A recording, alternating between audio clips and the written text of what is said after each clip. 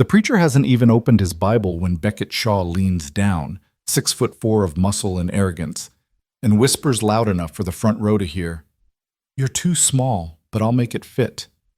Maya Calloway's white dress shivers in her grip. Gasps ripple through the backyard like wind through wheat. This isn't love. This is a transaction gone public. A battle disguised as vows. Stay with me until the end of this story and comment the city you're watching from. I want to see how far Maya's courage travels. The Shaw Ranch sprawled across the valley like a scar, beautiful in the way dangerous things often are. Fences ran for miles, white and pristine against the burnt Texas grass. Cattle grazed in distant fields, their lowing carried on the hot September wind. And in the backyard, beneath a hand-built arbor draped with wildflowers that looked too delicate for the setting, 93 people waited for a wedding that felt more like a public execution. Maya stood at the back of the makeshift aisle, her fingers twisted in the fabric of a dress she'd bought off the rack at Palmer's in town. White, because that's what brides wore. Simple, because she couldn't afford anything else. The lace at the collar scratched her throat. Her mother had cried when she'd tried it on 3 days ago, but they were the wrong kind of tears, the kind that came from knowing your daughter was walking into something neither of you could name. "You look beautiful, mija," her mother had whispered, her hands shaking as she adjusted the veil. Maya had smiled. She'd gotten good at smiling when she meant the opposite. Now, standing in the shadow of the barn with her second cousin Emma gripping her elbow, Maya couldn't feel her feet. The photographer, some woman from Austin who charged too much and smiled too little, circled the guests like a hawk, her camera clicking in rapid succession. Flash, click, flash, click. Each burst of light felt like an accusation. "You don't have to do this," Emma said for the 4th time that hour. Her voice was low, urgent. "Maya, listen to me. You can still walk away." "Walk away to what?" Maya's voice came out flat. "The bank already sent the final notice. Mama's shop closes in 2 weeks if I don't. There are other ways." "Name one." Emma's silence was answer enough. Maya pulled her elbow free and stepped forward. The guests turned in their folding chairs, a wave of faces she mostly didn't know. Beckett's people. Ranch hands in pressed shirts, their weathered faces scrubbed clean. Business associates from Dallas and Fort Worth. Men in expensive suits who looked at the dusty backyard like they were slumming. A handful of locals from town who'd come for the spectacle, their eyes bright with gossip they'd spread before the cake was even cut. And at the front, beneath the arbor, Beckett Shaw. He didn't turn when the music started, some acoustic guitar version of a song Maya didn't recognize. He stood with his back to the aisle, hands clasped behind him, shoulders so broad they blocked the preacher from view. His hat sat perfectly level on his head, black felt with a rattlesnake skin band. His boots, custom-made she'd heard, were polished to a mirror shine. Maya's heartbeat filled her ears as she walked. The grass crunched under her shoes. Someone coughed. A baby cried and was quickly shushed. With each step, the space between her old life and whatever came next narrowed. She was 26 years old. She had a degree in art history from a state school she'd paid for with scholarships and weekend shifts at a diner. She'd spent 3 years helping her mother run Calloway and Daughter, a vintage clothing shop on Main Street that barely turned a profit but kept her mother's spirit alive after Maya's father died. She'd dated twice, once in college, once last year, and both times she'd been the one to end it because something always felt missing, like she was waiting for a version of life that hadn't arrived yet. Now she was walking toward a man she'd met exactly 6 times. The first time had been in April, at the county clerk's office. Maya had been there to file paperwork for the shop's business license renewal when Beckett walked in, spurs jangling, filling the small lobby with the smell of leather and hay. He'd needed something notarized. Their eyes had met for half a second. His were pale blue, almost gray, and then he'd turned away. The second time was 3 weeks later, at Palmer's. Maya had been buying thread. Beckett was at the counter paying for a roll of barbed wire and a bag of nails. He'd glanced at her, nodded once, and left. She remembered thinking he moved like something caged, all contained power and restless energy. The third time was in June, at the bank. Maya sat in Mr. Hendrick's office, staring at numbers on a paper that might as well have been written in a foreign language. Her mother's medical bills from the cancer treatment 2 years ago. The loan they'd taken to keep the shop open during her recovery. The interest that had compounded like a disease of its own. "I'm sorry, Maya," Mr. Hendricks had said, and he'd actually looked sorry, which somehow made it worse. "Without a cosigner or collateral, there's nothing more I can do. You've got 60 days. She'd walked out of his office and nearly collided with Beckett in the hallway. He'd steadied her with one hand, his palm warm and calloused against her arm, and for the first time, he'd spoken to her. "You all right?" "Fine," she'd lied. He'd studied her for a long moment, those pale eyes reading something in her face she didn't know she was showing. Then he'd released her and stepped back. "If you're ever not fine," he'd said slowly, "people know where to find me." The fourth time was 2 days later, when Maya's desperation outweighed her pride. She'd driven out to the Shaw Ranch in her mother's ancient Civic, the engine rattling over every rut in the dirt road. A ranch hand directed her to the barn, where Beckett was shoeing a horse. He'd looked up when her shadow fell across the doorway, set down his tools, and waited. She'd explained in halting sentences the debt, the deadline, her mother's fragile hope that the shop might survive. She hadn't meant to cry, but the words had unlocked something, and suddenly she was talking about her father's pride in that little storefront, about the way her mother's hands had shaken when she'd signed the loan papers, about how Maya had always thought she'd have more time to make things right. Beckett had listened without interrupting. When she'd finally fallen silent, he'd stood and walked to a workbench, returning with a rag to wipe the grease from his hands. "How much?" he'd asked. 48,000. He'd nodded once, like she'd confirmed something he already knew. "I'll cover it." Relief had flooded through her so fast she'd felt dizzy. "I'll pay you back. I don't know how yet, but I swear." "Different payment," he'd interrupted. His voice was low, careful. "Marry me." The barn had gone very quiet. Somewhere in the rafters, a bird chirped. The horse had stamped its foot. "What?" "My father's will," Beckett had said, still not quite meeting her eyes. "Trust doesn't release until I'm married. I need a wife. You need money. Seemed like we could help each other." Maya had stared at him. "That's insane. That's business." "Marriage isn't business." "Could be. For a year. Then we split clean. You get your shop, I get my trust. Nobody has to pretend it's something it's not." He'd finally looked at her directly. "I'm not asking you to love me. I'm asking you to make a deal." The fifth time was a week later, at a lawyer's office in Fort Worth, where they'd signed papers that laid out terms like they were negotiating a ranch sale. 1 year. Separate bedrooms. No expectations beyond public appearances. At the end, an uncontested divorce and a payment that would not only save the shop, but give her mother security for the next decade. Maya had signed her name in blue ink and tried not to think about what she was trading away. The sixth time was yesterday, at the rehearsal dinner. Beckett's mother, a thin woman with Beckett's eyes and a mouth that looked like it had forgotten how to smile, had seated Maya at the far end of the table and spent 2 hours talking about bloodlines and legacy and the importance of proper heirs. Beckett had sat at the opposite end, drinking whiskey and saying almost nothing. When the dinner finally ended and people filed out into the warm night, he'd walked Maya to her car. "You can still back out," he'd said. She'd laughed, a bitter sound. "And lose everything? Better than losing yourself. How philosophical for a man buying a wife." Something had flickered in his face. Anger, maybe, or shame. "I didn't buy you. I made an offer. You accepted." "Same thing." "Not to me." They'd stood in the gravel parking lot, the cicadas screaming in the trees, and Maya had felt the weight of tomorrow settling over her like a storm front. "See you at the wedding," she'd said, and driven away before he could respond. Now here she was, 10 steps from the arbor. 8, 6. The guests blurred in her peripheral vision. The sun beat down on her shoulders. The guitar music swelled and then cut off abruptly. Beckett turned, and Maya forgot how to breathe. He was huge, she'd known that, but knowing and seeing were different things. The black suit stretched across his chest like it was barely containing him. His jaw was sharp enough to cut glass, shadowed with stubble he probably shaved twice a day. A scar ran through his left eyebrow, pale against his sun-darkened skin. He looked like every warning her mother had ever given her about men who were too much, too rough, too certain of their place in the world. He looked at her, and his expression was unreadable. Maya reached the arbor. Emma let go of her arm and stepped back.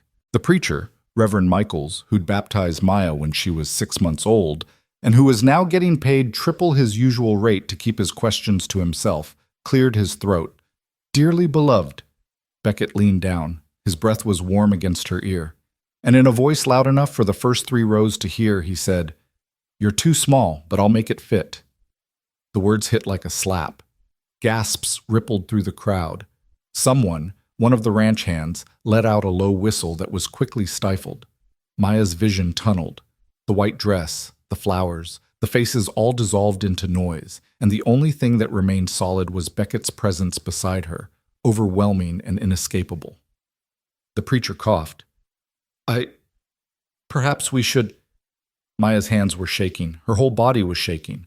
The trembling started in her fingers and spread up her arms, into her chest, until she thought she might fly apart right there under the arbor. This was a mistake. This was all a horrible mistake. She'd sold herself for $48,000 and a promise that was already being broken, because whatever this was, this public humiliation, this crude announcement, it wasn't what they'd agreed to. Beckett straightened, and for the first time since she'd met him, she saw something like uncertainty cross his face. "Maya," he started, but she couldn't hear him over the rushing in her ears. She was too small. Those were the words he'd chosen, here, now, in front of everyone. Not, "I'm glad you came." Not, "You look beautiful." Not even a simple hello.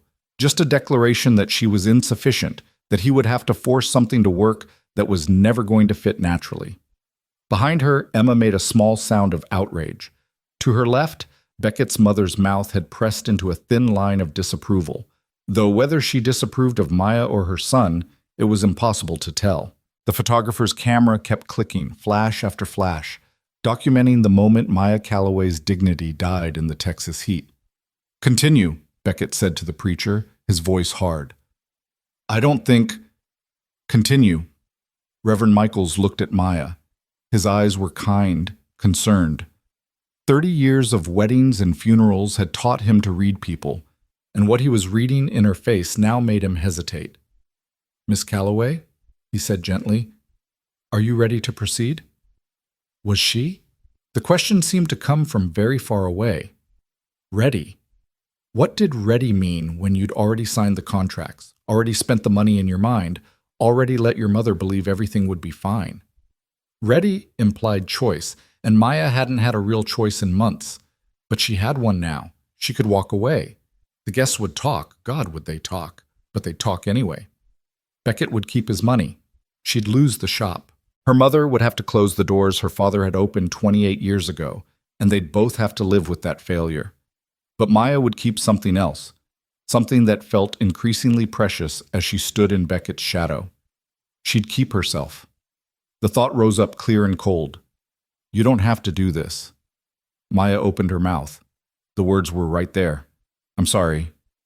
I can't. Goodbye." But what came out instead was, "What did you just say to me?" Beckett blinked. The uncertainty on his face deepened into something that might have been confusion. "What?" "You heard me." Maya turned to face him fully, and she was aware, distantly, that this wasn't how weddings went. The bride wasn't supposed to square her shoulders and plant her feet like she was preparing for a fight.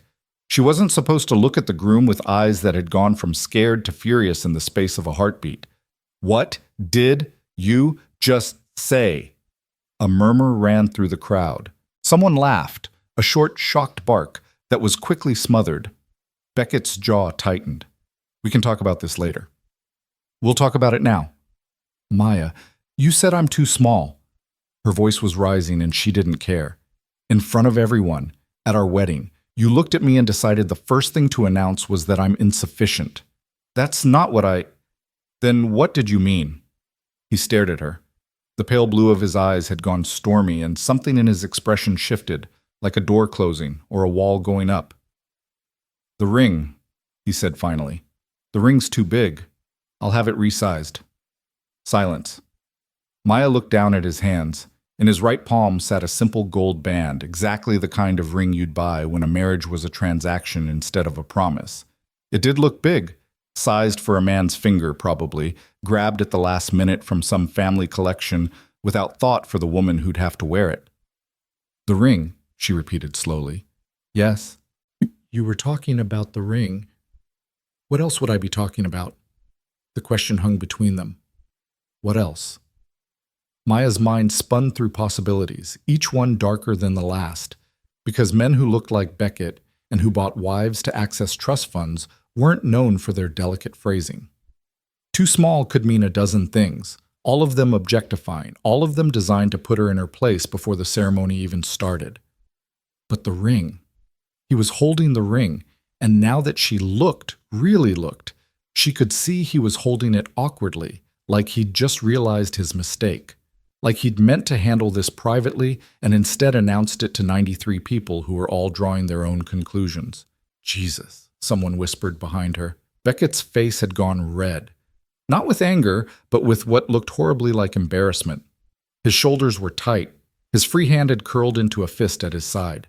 And for a moment Maya saw him not as the massive, arrogant cowboy who'd made her a cold business proposal, but as a man who'd just humiliated them both through sheer thoughtlessness. It didn't make it better, but it made it different. I'll have it resized, he said again, quieter this time. I should have checked before. Maya's anger didn't disappear. It was still there, hot and righteous in her chest, but it was joined by something else, a kind of bitter clarity. This was who Beckett Shaw was, a man who thought in terms of cattle and contracts and practical solutions, who probably hadn't been to a wedding since he was a child, who'd approached this marriage like he'd approach buying a truck. Check the basics. Sign the papers. Don't think about the details. Don't think about the woman whose life you're holding in your careless hands. The ring, she said one more time, and this time it was almost to herself. The preacher cleared his throat. Shall we continue? Maya looked at the assembled guests. Their faces were a mix of fascination and horror and barely suppressed excitement. This would be the story they told for years. Did you hear about the Shaw wedding? When he told her she was too small right there at the altar?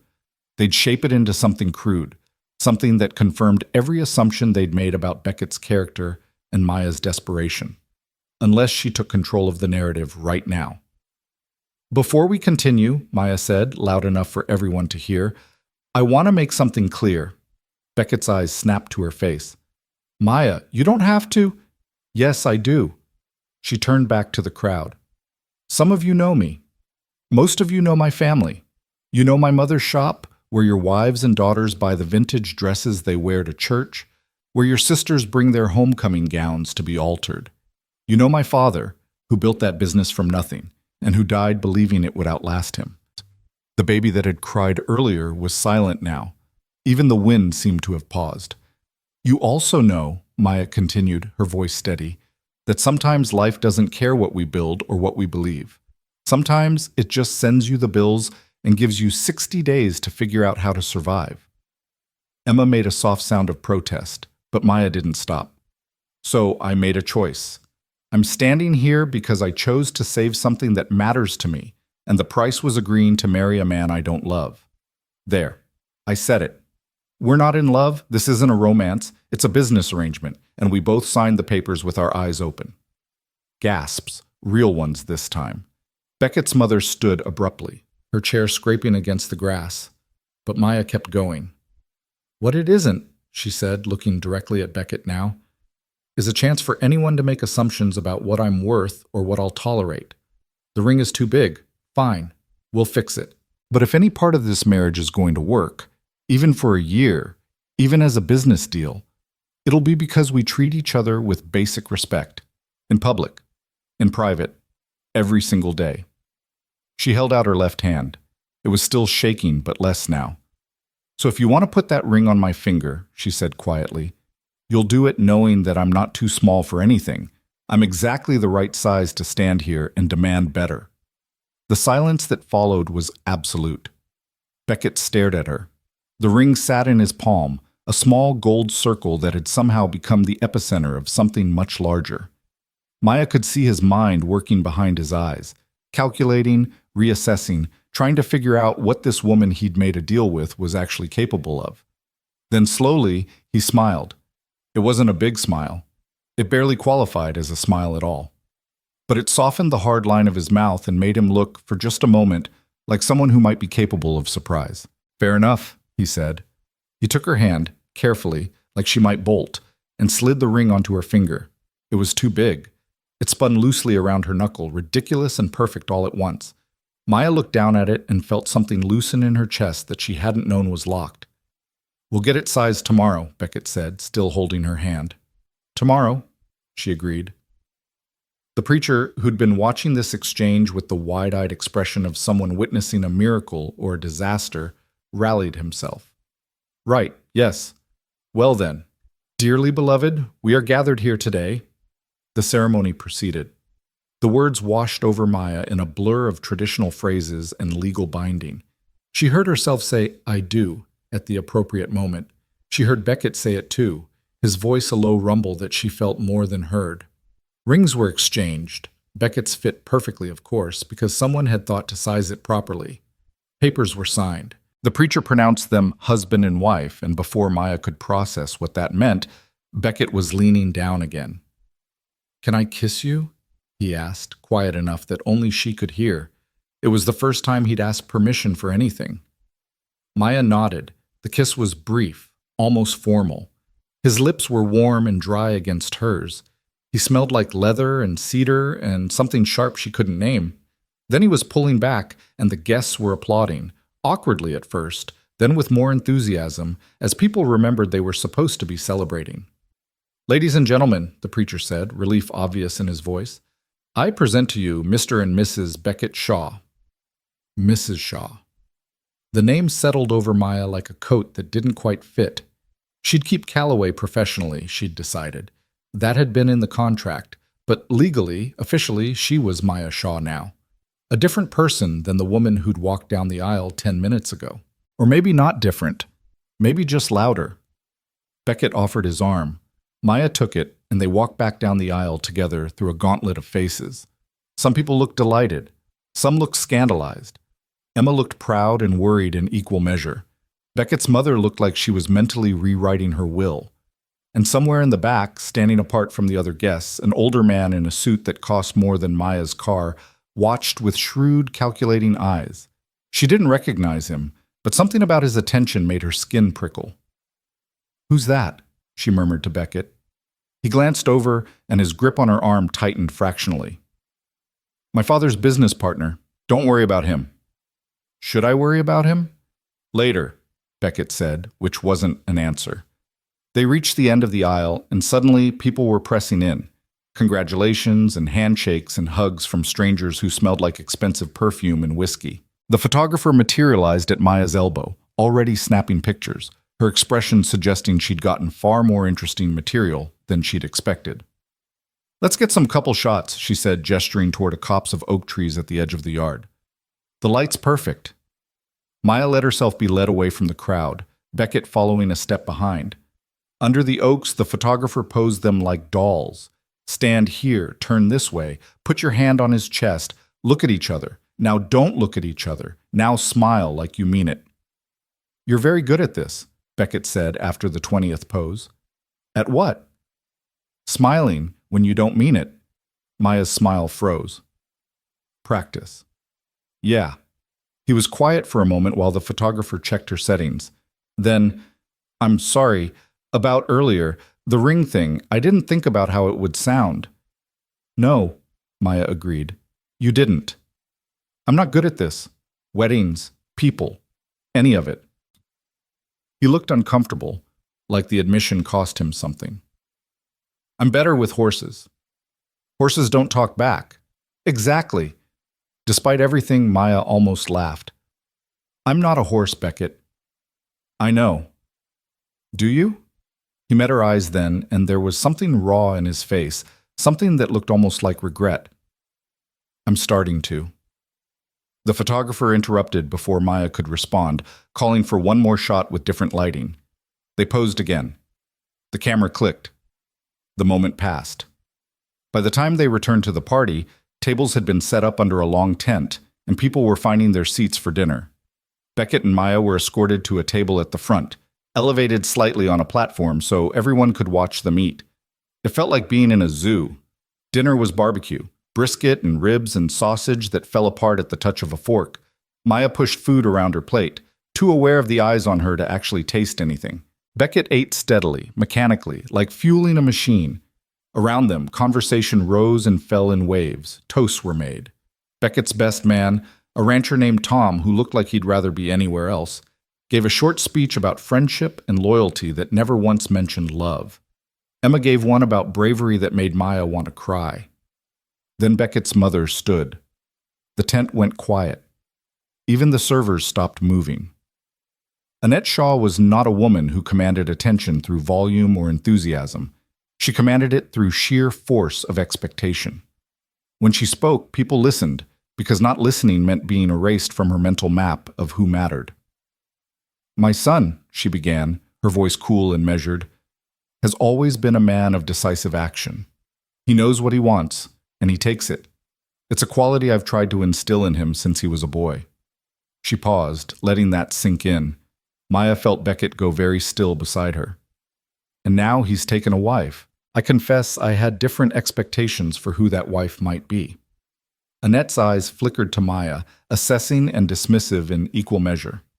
"But Beckett has made his choice, and I respect that. What I don't respect, what I will not tolerate, is anything less than absolute commitment to this family's legacy." Another pause. The guest shifted uncomfortably. "Marriage is not a game," Annette continued. "It's not a temporary arrangement to be dissolved when it becomes inconvenient. It's a sacred bond that requires sacrifice, duty, and the sublimation of individual desires for the greater good of the family unit." Maya's cheeks burned. Beside her, Beckett's jaw was clenched so tight she could see the muscle jumping.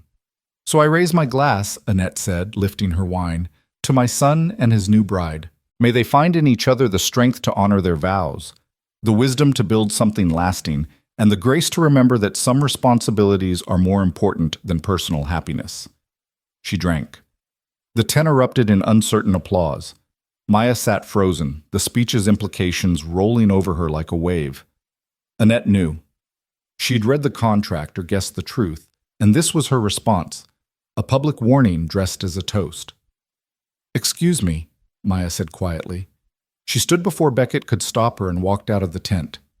The evening air hit her like a blessing, cool and clean after the close heat of too many bodies pressed together. She kept walking until she reached the barn. Its red paint turned purple in the fading light. Inside, it smelled like hay and horses and the particular sweetness of old wood. Maya leaned against a stall door and finally let herself breathe. That was quite an exit. She spun. The man from the back of the ceremony, the one Beckett had called his father's business partner, stood in the doorway, backlit by the last rays of sunset. "I needed air," Maya said carefully. "I imagine you did." He stepped inside, moving with the careful precision of someone who'd learned to be non-threatening. "Gerald Morrison. I've known Beckett since he was 12 years old." "Maya, I know who you are." He smiled, but it didn't reach his eyes. "You're the complication." "Excuse me?" "In the will. The marriage clause." He moved closer, still smiling that empty smile. Christopher Shaw, Beckett's father, knew his son. Knew he'd resist settling down, resist taking on the responsibilities of the family empire.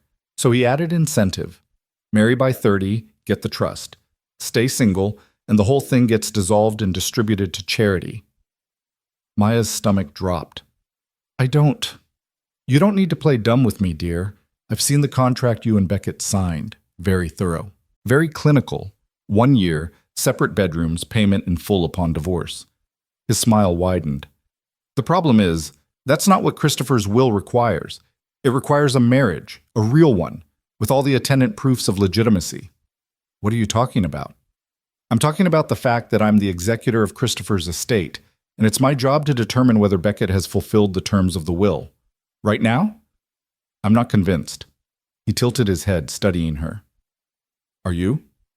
Maya's mind raced. Proofs of legitimacy. What did that mean? Cohabitation? Public appearances? Something else entirely? I don't understand what you want, she said slowly. I want to make sure Beckett honors his father's wishes. Christopher built an empire, and he wanted it to continue through family, real family, not contracts and business arrangements. Then why didn't he just say that in the will? He did. The language is very clear. A lawful marriage, entered into in good faith, with the intention of building a life together. Gerald's expression hardened. What you and Beckett have. That's not good faith. That's fraud. The word hung between them like a blade. I could contest the will, Gerald continued conversationally. Tie it up in probate for years. Freeze all the assets until a court decides whether your little arrangement counts as a real marriage. It would be expensive, messy, very public. He paused. Or you could convince me you're serious about this. About him. About actually being a wife instead of a business partner with benefits. I'm not sleeping with him. I know. That's part of the problem. He straightened his jacket. You have 3 months to show me a real marriage, Mrs. Shaw. 3 months to prove you're not just here for the money. Otherwise, I'll file the contest, and you'll both lose everything. He walked past her toward the door, then paused and looked back. For what it's worth, he said, I think you could be good for him, if you wanted to be. But wanting isn't the same as doing, and I've seen too many people choose the easy path when things get hard. Then he was gone, his footsteps fading into the evening. Maya stood alone in the barn, her heart hammering, her mind spinning through the implications of what she'd just heard. 3 months. Proof of a real marriage. She'd signed up for a year of pretending, of maintaining appearances while living separate lives. She'd thought she understood the rules. She'd been wrong. Maya? Beckett's voice came from the doorway. She turned to find him standing where Gerald had been moments before, his jacket off now, his shirt sleeves rolled up to reveal forearms roped with muscle and old scars. Gerald was just here, she said. Beckett's expression darkened. What did he say? That we have 3 months to prove this is real, or he's contesting the will. Son of a bitch. Did you know? Maya demanded. Did you know the will required a real marriage? I know what the lawyer told me. Marry before 30, get the trust. Everything else is just Gerald trying to maintain control. He ran a hand through his hair, messing up the careful style. He and my father were partners for 40 years. He thinks that gives him the right to dictate how I live my life. Does it? No? But he can tie up the money. Yeah. Beckett looked exhausted suddenly, the events of the day finally catching up with him. He can. Maya leaned back against the stall door. So what do? We play his game. We convince him we're real. How? Move in, share a room, be seen together, do all the things married people do. Except actually be married. Except that. They looked at each other across the dim barn, two strangers who'd tied their lives together with signatures and promises neither of them fully understood. Outside, the party continued without them, music and laughter and the clinking of glasses raised in toast to a future that suddenly seemed a lot more complicated than $48,000 and a clean divorce. I should get back, Maya said finally. People will talk if we're both gone too long. Let them talk.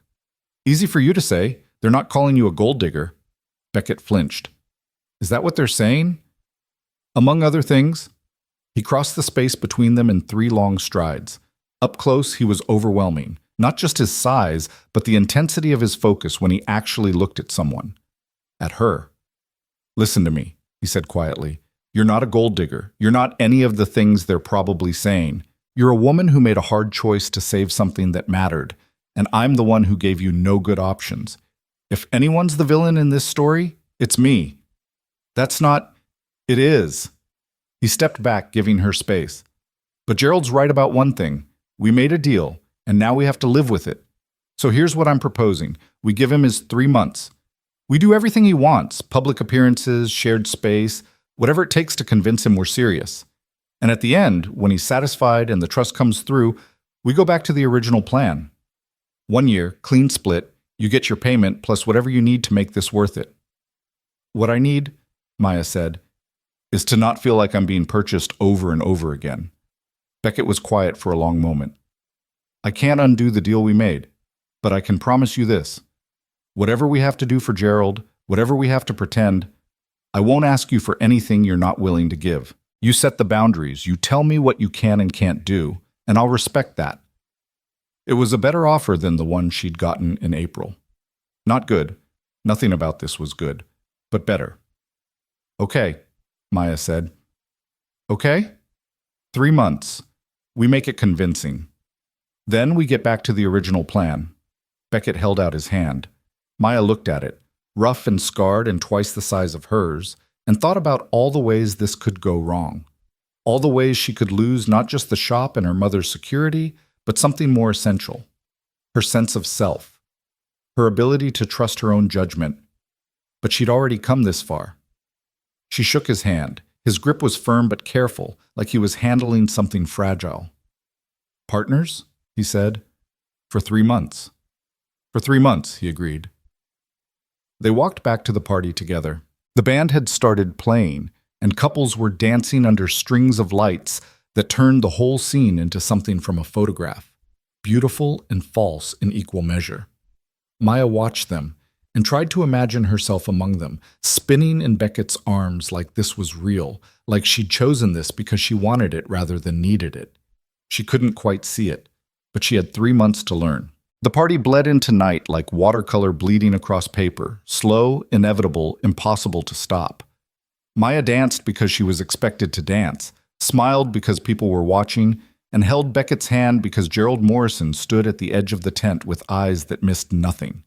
The band played country covers of pop songs, and Maya's feet hurt in shoes she'd borrowed from Emma, and somewhere between the third and fourth toast, someone knocked over a champagne tower that shattered across the wooden dance floor like broken promises.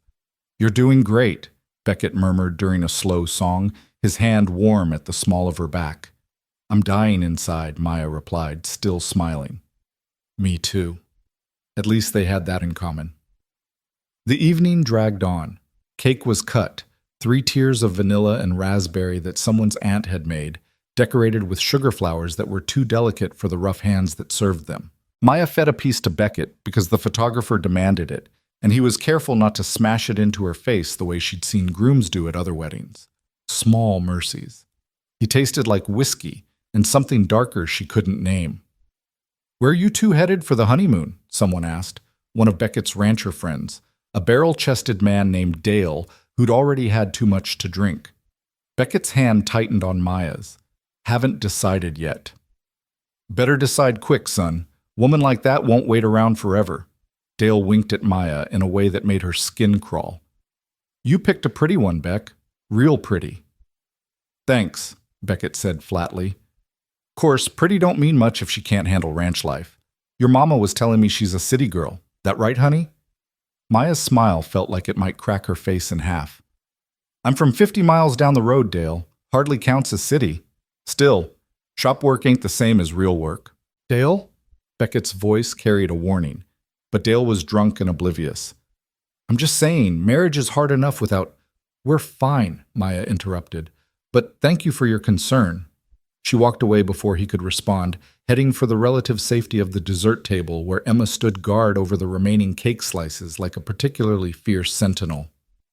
"I'm going to murder someone before this night ends," Maya said quietly. Emma handed her a plate. "Start with Dale. Nobody would miss him." Tempting. They stood in silence for a moment, watching the party swirl around them. The band had shifted into something faster, and people were line dancing now, boots stomping in unison, hands clapping, voices raised in whoops that echoed across the valley. It looked fun.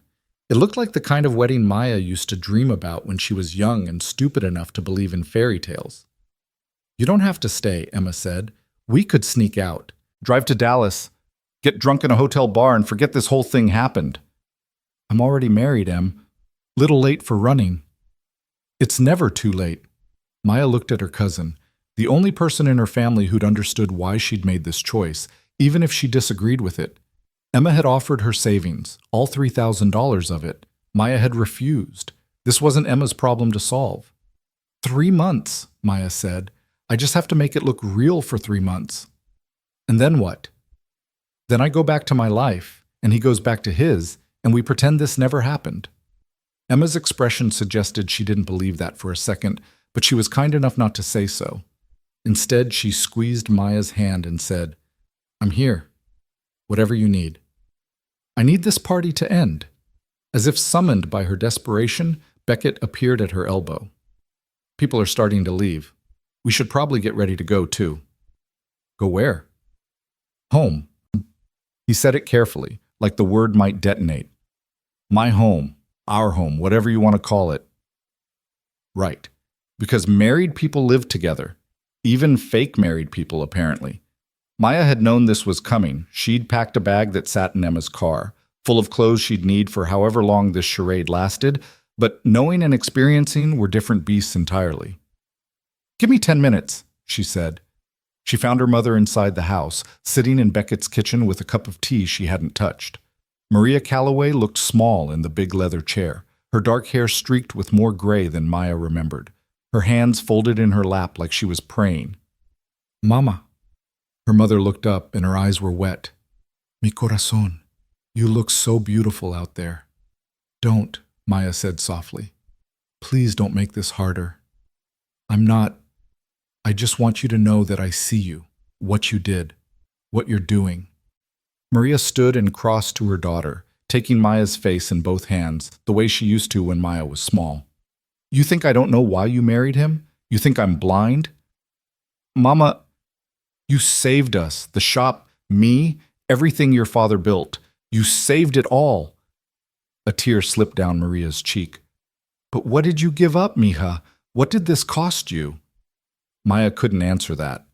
Didn't know how to answer that. So she just held her mother while they both cried quietly in a stranger's kitchen. Two women who'd learned to survive by sacrificing pieces of themselves they'd never get back. "Be careful," Maria whispered finally. "That man, he's not what he seems." "What do you mean?" "I've seen the way he looks at you, like you're a puzzle he's trying to solve." Maria pulled back, her dark eyes serious. Men like that, men with power and money and too much pride, they can convince themselves of anything, even that a business deal is something more. "Yeah, this is just 3 months of pretending. Then it's over." "Nothing's ever really over, Maya. You of all people should know that." Emma appeared in the doorway. "They're waiting." Maya kissed her mother's forehead, breathed in the scent of her perfume one more time, and then forced herself to walk away. Emma handed her the overnight bag in the front hallway, gave her one last fierce hug, and whispered, "Call me if you need an extraction team." "I'll be fine." "Promise me you'll call." "I promise." Outside, the party had thinned to maybe 30 people, the hardcore drinkers and the family members who felt obligated to stay until the bitter end. Beckett stood by a massive black truck that gleamed under the string lights, talking to Tom. When he saw Maya, he said something quick to his friend and moved to meet her. "Ready?" "No." "Yes." He took her bag and tossed it in the truck bed with casual strength that made the overnight bag look like it weighed nothing. Then he opened the passenger door for her, and Maya climbed up into a seat that sat high enough she felt like she was boarding a small airplane. The interior smelled like leather and coffee. The dashboard was all digital screens and controls Maya didn't recognize. Her dress bunched around her legs awkwardly as Beckett started the engine, a sound like controlled thunder. They pulled away from the house to scattered applause and a few wolf whistles. Maya watched the party disappear in the side mirror, the lights growing smaller until they were just fireflies in the dark. And then they were gone entirely, swallowed by the long dirt road that led back to the highway. The silence in the truck was massive. "You okay?" Beckett asked after a few miles. "Define okay?" "Fair." He adjusted his grip on the steering wheel. His hands were so large they made the wheel look normal-sized. "House is about 20 minutes out. I had Rosa, she's the housekeeper, set up the guest room for you, but with Gerald watching, you'll probably need to move your things into the master before he makes an inspection visit." "He's going to inspect?" "He's going to do whatever he thinks he needs to do to prove we're frauds." Beckett's jaw tightened. "Which means we need to be ready. Tomorrow I'll show you around the property. Get you familiar with the layout so you don't look like a stranger in your own home." "It's not my home." "For the next 3 months it is." Maya leaned her head against the cool window glass and watched the darkness stream past. Occasionally, she'd see lights in the distance.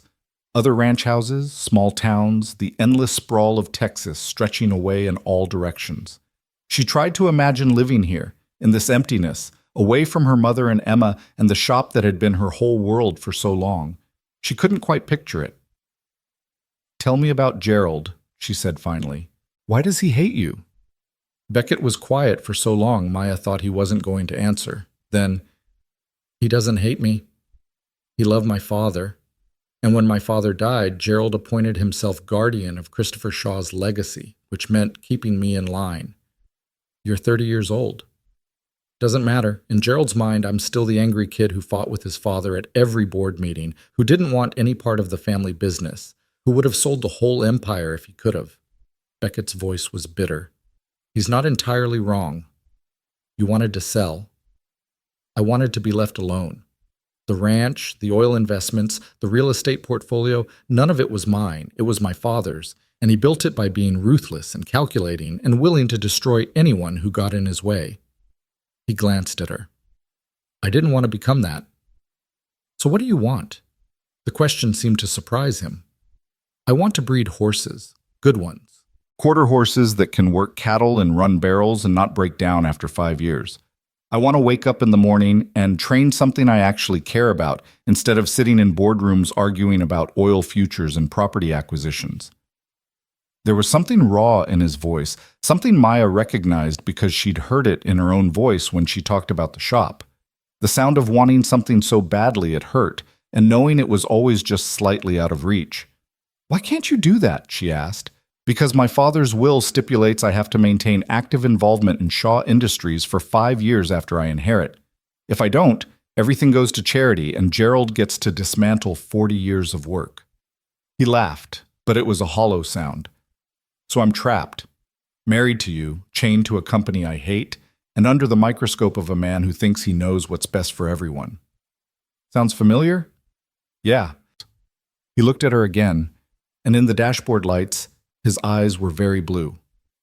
"I guess we're both trapped, aren't we?" They drove in silence after that. The highway gave way to smaller roads, then to a long private drive marked by a wooden gate with a wrought iron arch overhead that read Shaw Ranch in letters 2 feet tall. Beckett punched a code into a keypad, and the gate swung open automatically. The house appeared gradually as they rounded a curve, first just lights in the distance, then a sprawling single-story structure that seemed to go on forever, all stone and wood and massive windows that glowed gold against the night. It was beautiful in an intimidating way, the kind of house that appeared in magazine spreads about Texas luxury living. "Jesus," Maya breathed. "Too much? Way too much. Yeah, well, my father believed in making statements." Beckett pulled into a circular driveway and killed the engine. "Welcome home, I guess." The words felt like a curse. Inside, the house was even more overwhelming than the exterior suggested.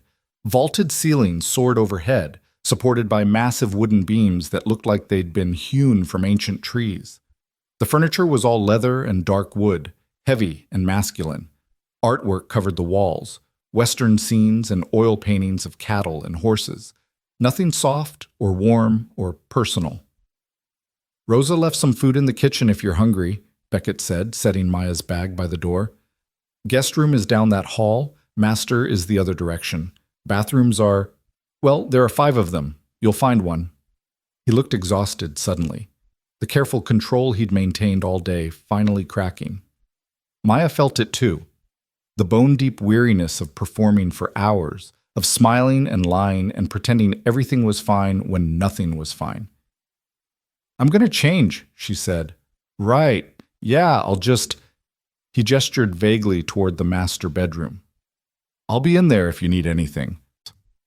They stood in the massive foyer, 2 strangers in wedding clothes, and the absurdity of the situation hit Maya like a wave. She'd married this man. She'd signed papers and made vows and let him put a too big ring on her finger, and now she was standing in his house, their house, and neither of them had any idea what happened next. "Beckett?" He paused halfway down the hall, turned. "Thank you," Maya said, "for earlier, for respecting what I said at the ceremony. Something complicated crossed his face. You shouldn't have to thank me for basic decency. Maybe not, but I will anyway. He nodded once, sharp and uncomfortable, then disappeared into the darkness of the hallway. Maya found the guest room exactly where he'd said it would be. It was nice, nicer than any hotel room she'd ever stayed in, with a king bed and an ensuite bathroom and windows that overlooked what she assumed were the horse pastures, though in the dark they were just shapes and shadows. Her bag sat on the bed where Beckett must have placed it while she was exploring. She changed out of the wedding dress carefully, hanging it in the closet because it seemed wrong to just crumple it on the floor, no matter how much she wanted to.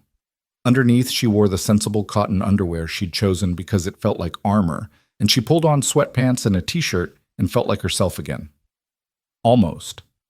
The ring caught on the fabric as she pulled her shirt down. She looked at it, still spinning too loose on her finger, and wondered if Beckett had meant what he said about getting it resized. Probably not. Men like him didn't think about details like that. Her phone buzzed. Emma, you alive? Maya typed back.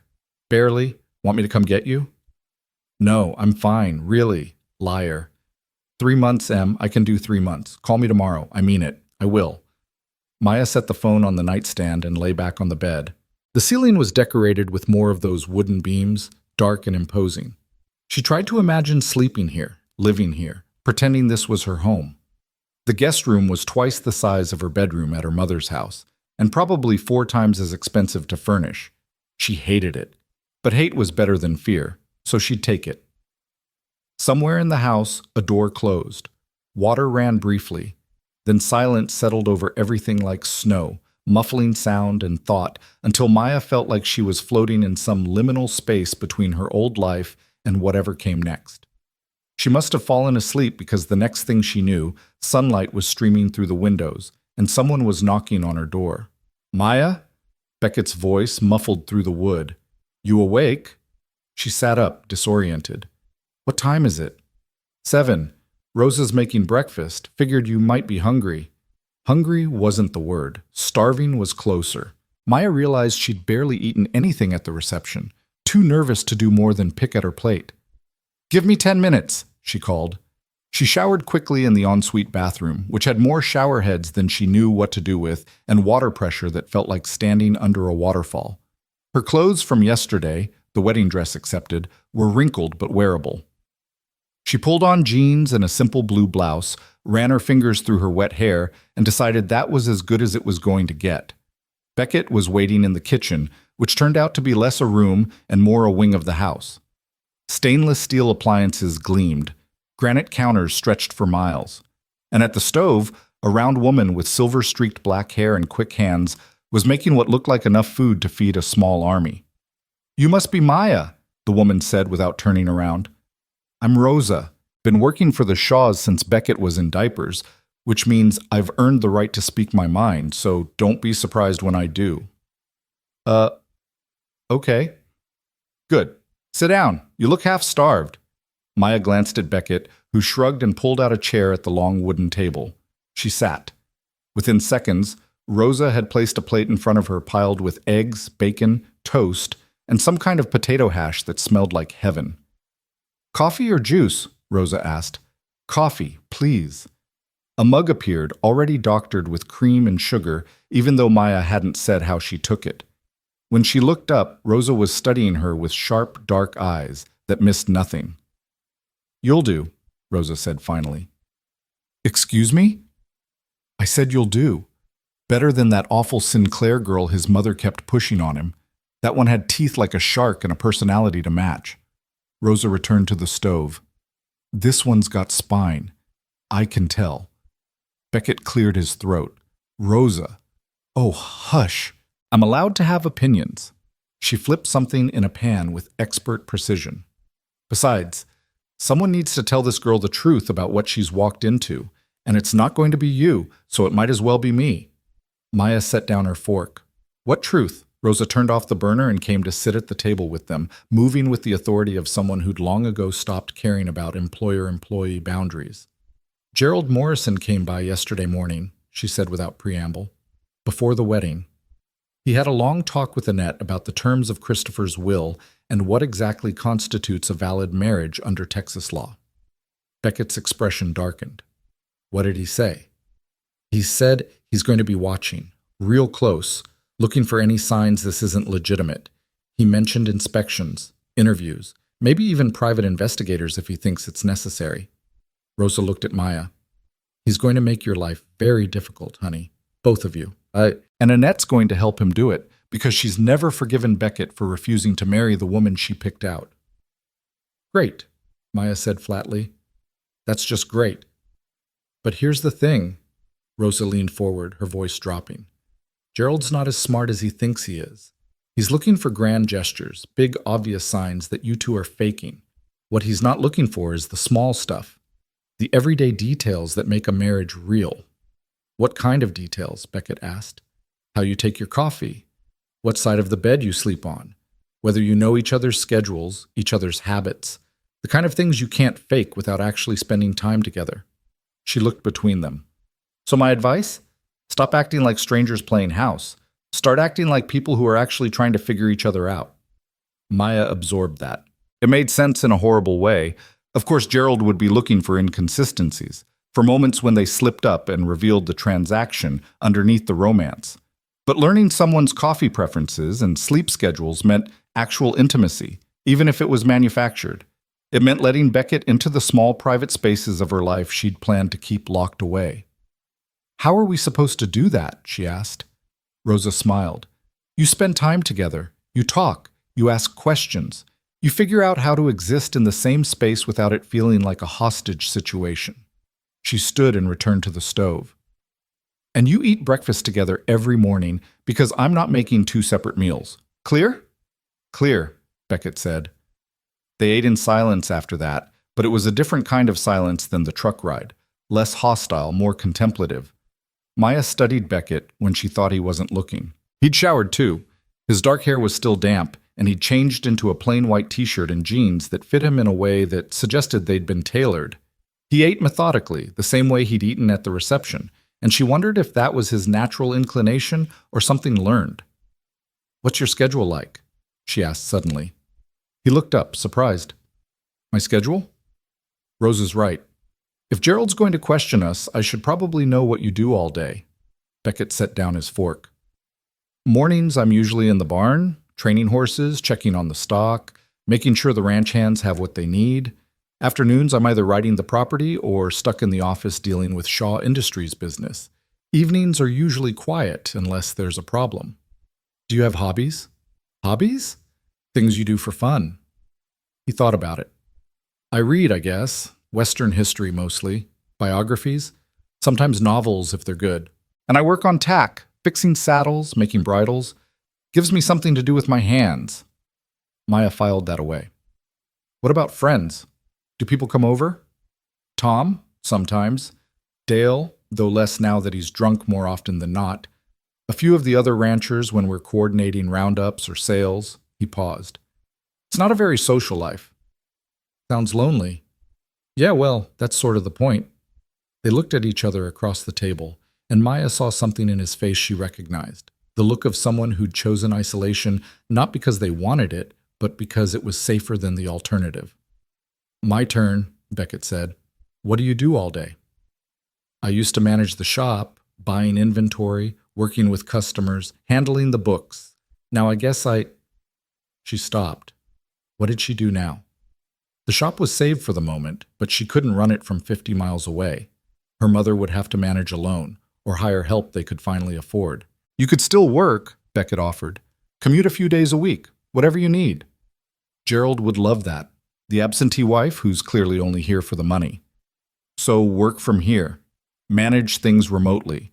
There's an office you could use, good internet, or... He seemed to be thinking out loud. Or you could help with the ranch books. God knows I hate that part. You're good with numbers, right? Maya blinked. How do you know that? Your shop's been operating in the black for 3 years despite economic conditions that killed most of the other small businesses in town. Someone's managing the finances well. Figured it was you. She hadn't expected him to know that. Hadn't expected him to have researched her beyond the basic details needed for the marriage contract. I could do books, she said slowly. If you actually need help, I do. My father had an accountant, but he retired last year and I haven't found a replacement I trust. If you're willing, the job's yours. I'll even pay you. You're already paying me. That's for the marriage. This would be for actual work. He leaned back in his chair. What else? What do you do for fun when you're not saving family businesses? I paint. Watercolors mostly. Nothing good. Just, it helps me think. There's a sunroom on the east side of the house. Lots of light. You could set up there? You don't have to. I'm not being nice, Maya. I'm being practical. If you're going to be here for 3 months, you need things to do or you'll go crazy. Paint, manage the shop remotely, help with the books, whatever. Just figure out how to exist here. Rosa appeared with more coffee. See? You're learning already. Keep going. And they did. For the next hour, over Rosa's endless supply of breakfast food, Maya and Beckett traded information like they were filling out questionnaires for a dating service. Morning person or night owl? Both morning people, surprisingly.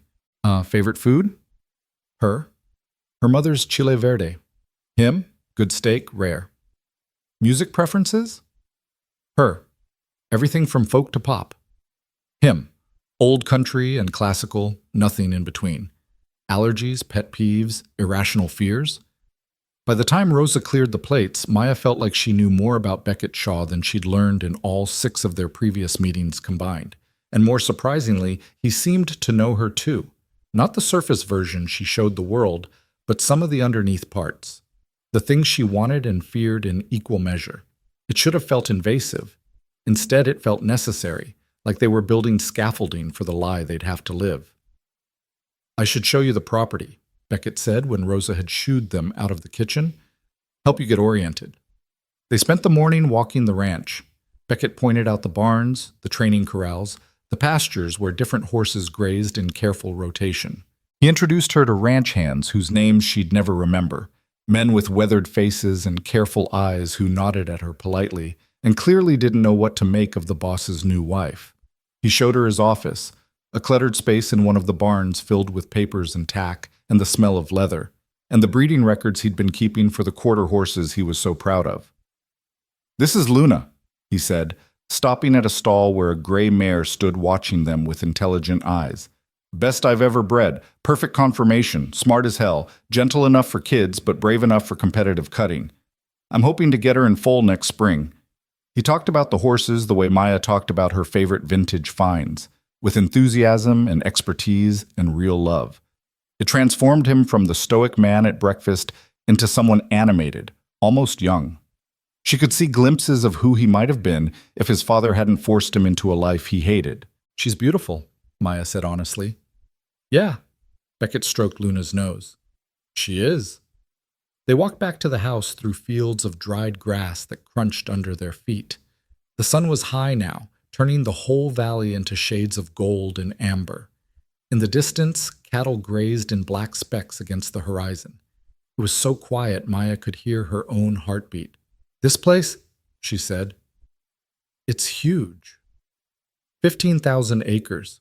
Most of it's leased grazing land, but the core ranch is about 3,000. He squinted at the horizon. My great-grandfather bought it for nothing after the Depression. Built it up over 40 years until it was actually worth something. Then my grandfather expanded into oil, and my father turned that into an empire. And you just want to breed horses. Crazy, right? No, Maya said quietly. It makes sense. You want to build something that's yours, something that can't be taken away or twisted into something else.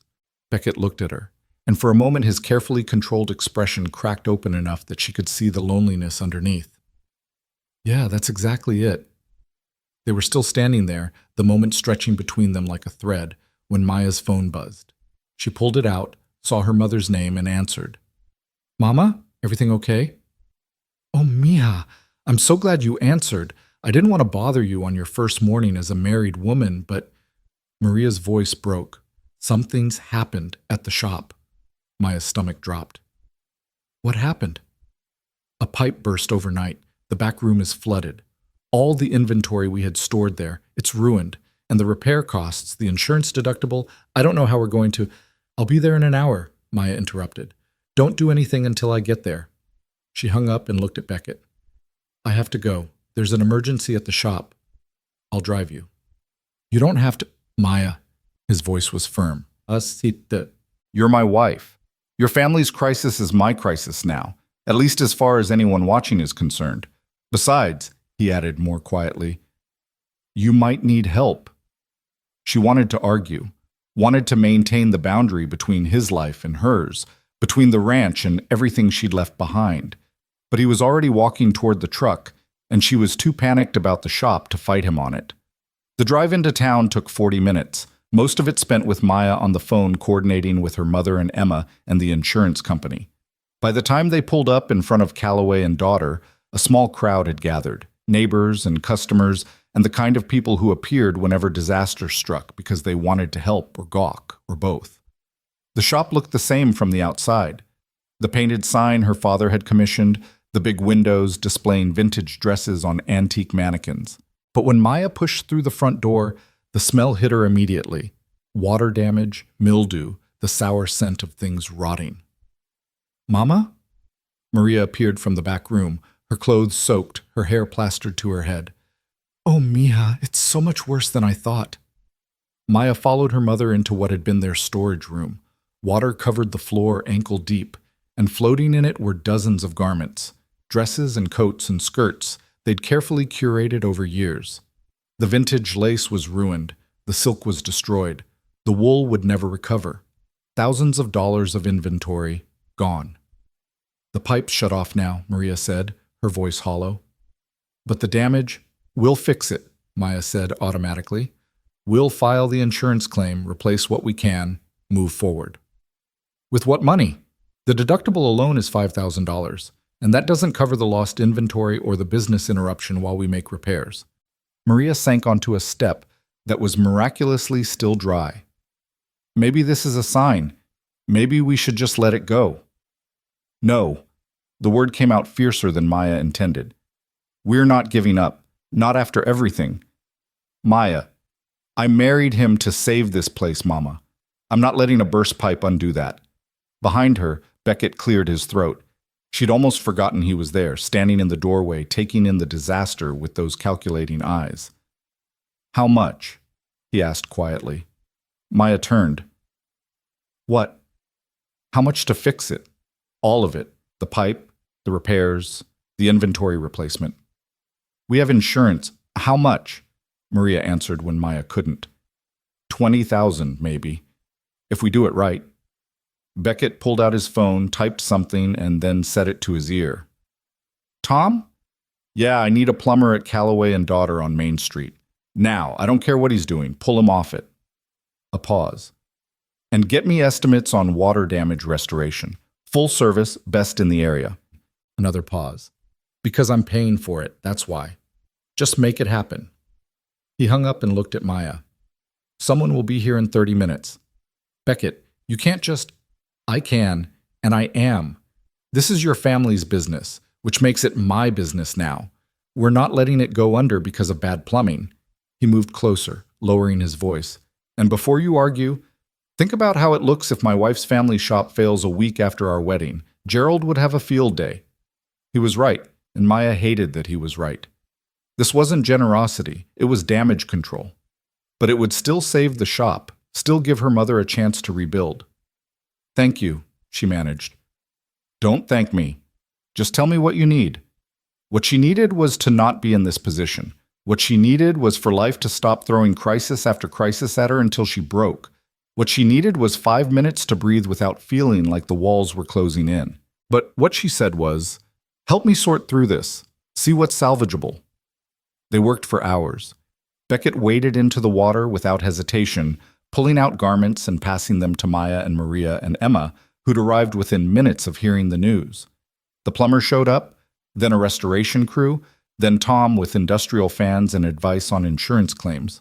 The small shop became organized chaos, people moving in practiced efficiency while Maya tried to catalog the damage and save what little could be saved.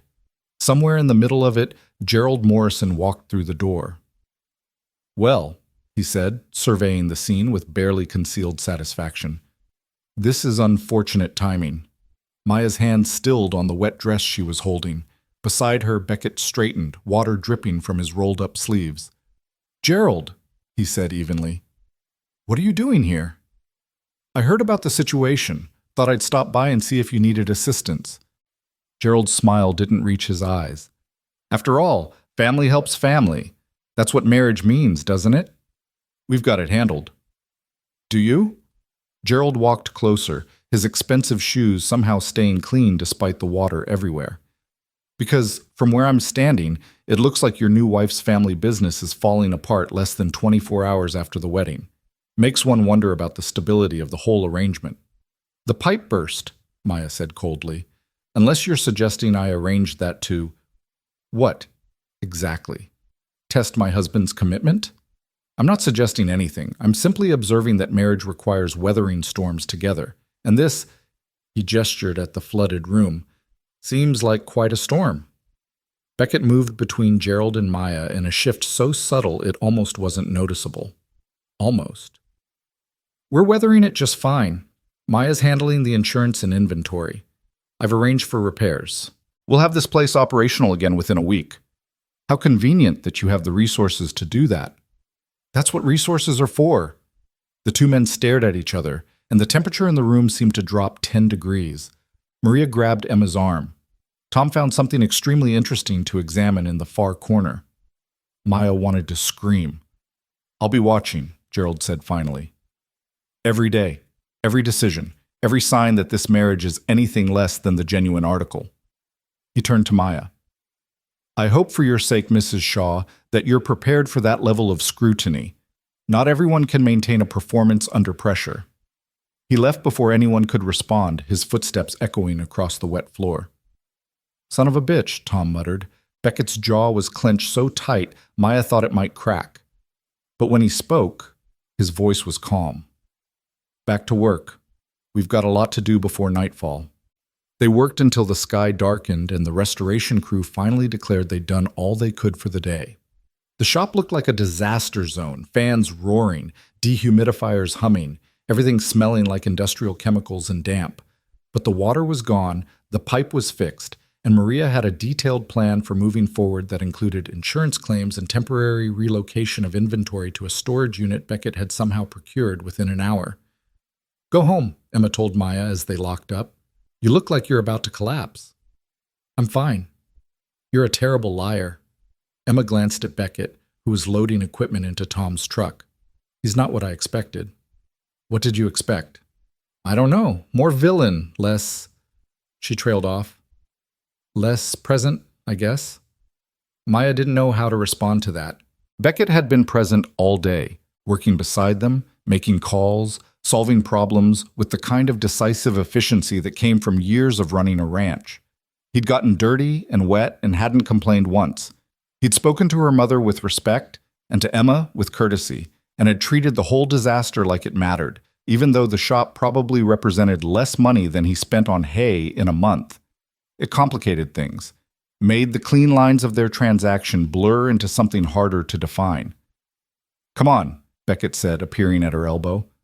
"Let's get you home." Home. The word still felt wrong. But she was too tired to argue, so she just hugged Emma and her mother goodbye and followed Beckett to the truck. The drive back was quiet. Maya watched the darkness slide past and felt the events of the day pressing down on her like physical weight. 24 hours ago, she'd been getting married. Now she was in a truck with a man she barely knew, heading to a house that wasn't hers, living a life that fit like those wedding ring, too big, spinning loose, never quite settling into place. "Thank you," she said quietly, "for today. You didn't have to do any of that." "Yes, I did." "No, I mean, thank you for making it feel less like a transaction. You could have just written a check. Instead, you helped." Beckett's hands tightened on the wheel. "You think I'm doing this just for Gerald? Just to make the marriage look real? Aren't you?" He didn't answer immediately. When he finally spoke, his voice was careful. "Maybe at first.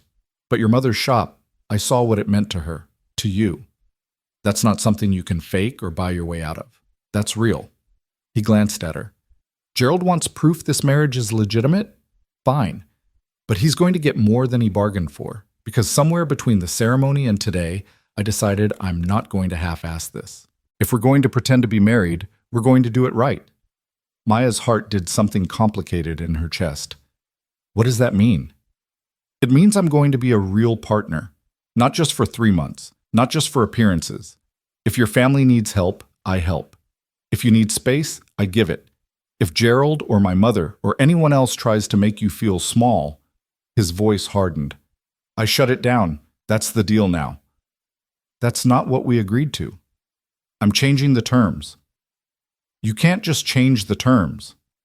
Watch me. They pulled up to the ranch house. The lights were on inside. Rosa must have stayed late. Beckett killed the engine but didn't move to get out. I know this isn't what you signed up for, he said quietly. Hell, it's not what I signed up for either. But we're here now, and we can either spend 3 months miserable and counting days, or we can try to make this bearable. Maybe even good. Good? Friend good, partner's good. Whatever good looks like when 2 people are forced together by circumstance. He finally looked at her. I'm not asking you to fall in love with me, Maya. I'm just asking you to stop expecting me to be the villain. Maya sat in the darkness of the truck, her white-knuckled hands in her lap, and realized he was right. She'd been so busy protecting herself from what this marriage might cost that she hadn't considered what it might offer. Not romance or happiness or any of the things fairy tales promised, but maybe something else, something simpler, a truce. Okay, she said finally. Partners. Beckett smiled, a real smile this time, not the careful diplomatic version. Partners. They got out of the truck.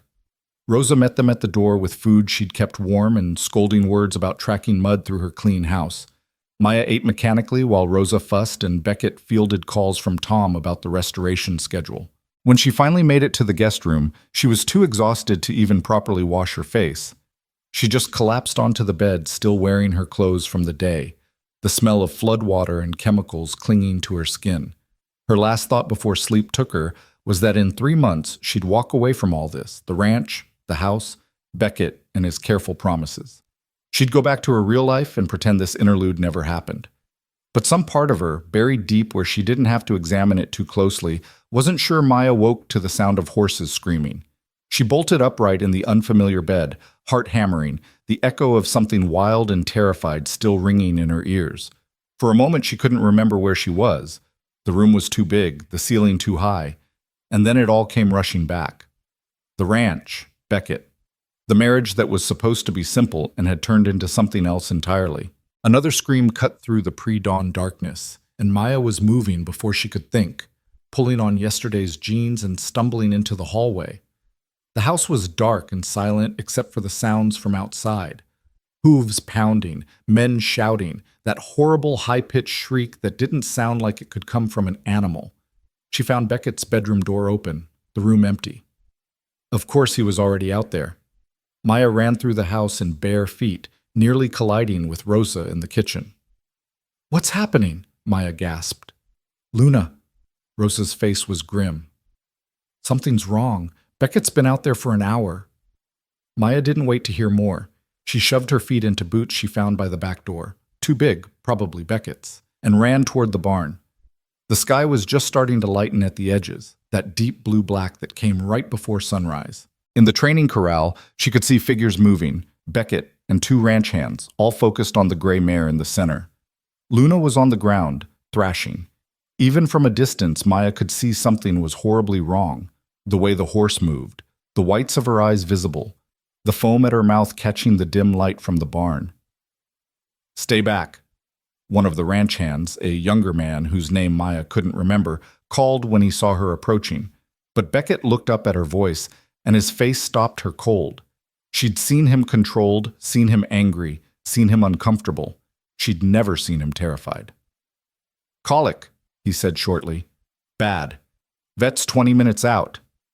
Maya knew enough about horses to know that colic was serious, that it could kill, that 20 minutes might be too long. She climbed onto the fence and watched helplessly as Luna struggled, as Beckett knelt in the dirt beside her speaking words too quiet to hear, as the ranch hands moved with practiced efficiency, doing things Maya didn't understand, checking vital signs, trying to get the horse on her feet, radioing for updates from the vet. Come on, girl, said Beckett was murmuring. Come on, stay with me. Just stay with me. His hands were gentle on Luna's neck, stroking in long, rhythmic motions that were probably meant to soothe the horse, but looked like they were keeping Beckett himself from flying apart. Maya saw it then. The crack in his armor she'd glimpsed yesterday. This wasn't about money or business or maintaining appearances. This was about something he actually loved, being in pain, and him being powerless to stop it. Luna screamed again, a sound that would haunt Maya's dreams. Her legs kicked out, catching one of the ranch hands in the shin hard enough to send him stumbling backward with a curse. We need to get her up, the older ranch hand said, if she stays down much longer. I know, Beckett snapped. Then, softer. I know, Pete, but she won't stand. Something's blocking. Maybe a torsion, maybe impaction. I don't know. Vet needs to get here. Vet's coming. They worked in tense silence, broken only by Luna's labored breathing and the occasional instruction between the men. Maya felt useless perched on the fence, but she couldn't look away, couldn't leave. Something about the scene felt like bearing witness was the only thing she could offer. The sky lightened incrementally. Birds started calling, and still they waited. When headlights finally appeared on the long driveway, Beckett stood so fast he nearly lost his balance. The vet, a tall woman in her 50s with capable hands and no-nonsense eyes, was out of her truck before it fully stopped, already pulling on gloves and asking questions in rapid-fire succession that Beckett answered without hesitation. How long has she been down? Any fever? Did you see her eat anything unusual? Is her gut active? When did you first notice symptoms? Gums and temperature, and finally straightened with an expression that made Maya's stomach drop. It's bad, the vet said quietly. Likely a large colon displacement, maybe worse. She needs surgery. Now. How fast can we get her to the hospital? Trailer's going to stress her more. I'd rather operate here if you've got the space. Whatever you need. Pete, clear the surgery barn, get the lights set up. Beckett's voice was clipped, professional, but Maya could hear the fear underneath. How long? 2 hours for prep, 3 for surgery if it's straightforward, 6 if there are complications. The vet met his eyes. Beckett, you need to know, even with surgery, her chances aren't great. If there's necrosis, if the bowel's perforated, just do it, he interrupted. Please, just try. The vet nodded and started barking orders to her assistant, who'd emerged from the truck with equipment Maya couldn't name. Within minutes, the whole operation had shifted to one of the larger barns, the one Beckett had called the surgery barn, which apparently was equipped for exactly this kind of emergency. Luna was moved on a sling, still thrashing weakly, her beautiful gray coat dark with sweat. Maya followed at a distance, not sure if she should be there, but unable to walk away. Inside the barn, harsh fluorescent lights illuminated a space that looked more like a veterinary hospital than anything she'd expected on a ranch. Steel tables, medical equipment, cabinets full of supplies organized with military precision. Your father set this up, Pete said quietly, appearing at Maya's elbow. After he lost a prize bull to something that could have been treated if they'd had proper facilities. Cost him $200,000 to outfit this place, but it saved dozens of animals since. Maya absorbed that information, adding it to the complicated picture she was building of Christopher Shaw, a ruthless businessman who'd also spent a fortune to save livestock. Nothing about this family was simple. The surgery prep was organized chaos. The vet and her assistant moved with practiced efficiency, setting up equipment and prepping Luna while Beckett scrubbed in like he'd done it 1,000 times. Maybe he had. When Maya caught Pete's eye questioningly, the older man just shrugged. Boss knows his way around a surgery. Worked with the vet for years learning this stuff. Says if he's going to breed horses, he needs to know how to keep them alive. Of course he did, because Beckett Shaw apparently did everything thoroughly or not at all. The surgery itself was something Maya couldn't watch directly. Too much blood, too visceral, too real. She sat on a hay bale outside the barn while the sun rose properly and the ranch came alive around her. Ranch hands arrived for morning work and were redirected by Pete. Rosa appeared with coffee and breakfast sandwiches that Maya couldn't eat. Emma texted asking how she was settling in, and Maya stared at the message for 5 minutes before typing back a lie about everything being fine. Hours crawled past. The sky went from dawn pink to morning blue to the harsh white of midday. Maya's phone showed 9 missed calls from her mother and a text from Gerald Morrison that just read, "Interesting first week of marriage. We should talk soon." She deleted it without responding. Somewhere around noon, the barn doors opened and Beckett emerged. He was still wearing the surgical gown over his clothes, and there was blood on his hands despite the gloves he was pulling off. His face was drawn, exhausted, but when he saw Maya sitting there, he managed something that might have been a smile. "She's alive," he said. Maya stood so fast her head spun. "Is she going to stay that way?" "Dr. Reeves thinks so. It was a large colon displacement like she thought, but no necrosis, no perforation. We got it corrected, got everything back where it belongs. Now it's just a matter of recovery." He sat down heavily on the hay bale Maya had vacated. "Next 72 hours are critical. If she makes it through that without complications, she should be fine." "That's good. That's really good." "Yeah." He scrubbed his hands over his face. "Christ, I'm tired." Maya sat beside him, close enough their shoulders almost touched. In the harsh noon light, she could see how young he looked under the exhaustion. Not the intimidating cowboy who'd whispered crude things at their wedding, but just a man who'd spent 6 hours trying to save something he loved. "You care about her," Maya said. It wasn't a question. "She's the best horse I've ever bred. The proof that I can actually do this, that I'm not just playing at being a horseman while living off my father's money." He was quiet for a moment. "If I'd lost her—" "But you didn't." "No, not today anyway." He stood, wincing as joints cracked. "I need to clean up, get some real food, check on the rest of the stock. And then I've got 3 conference calls for Shaw Industries that I'm already late for." "When did you last sleep?" He had to think about it.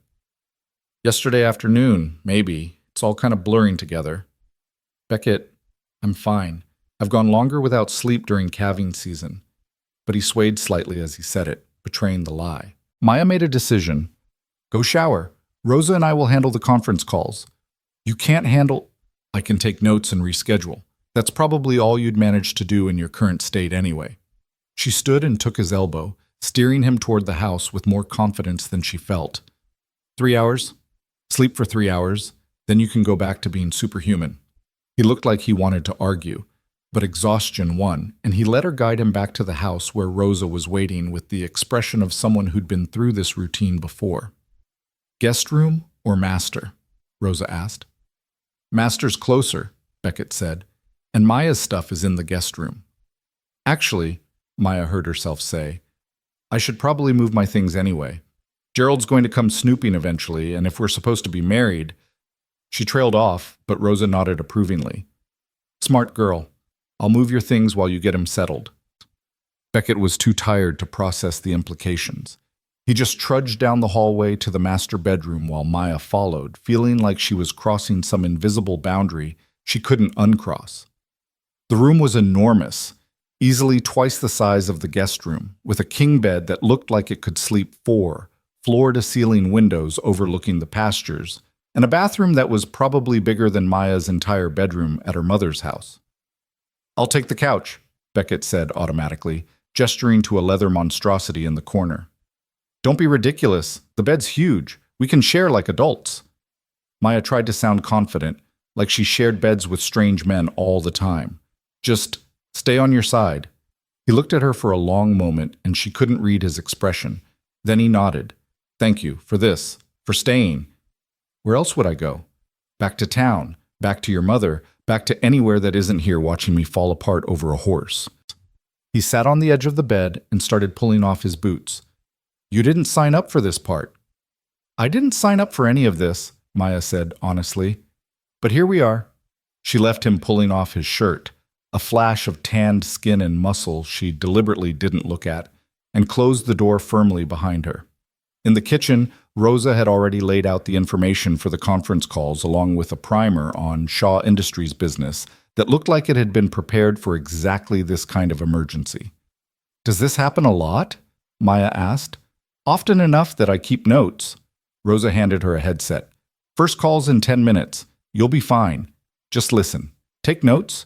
Tell them Mr. Shaw had an emergency and we'll follow up tomorrow. They're used to it." The calls were exactly as tedious as Maya expected.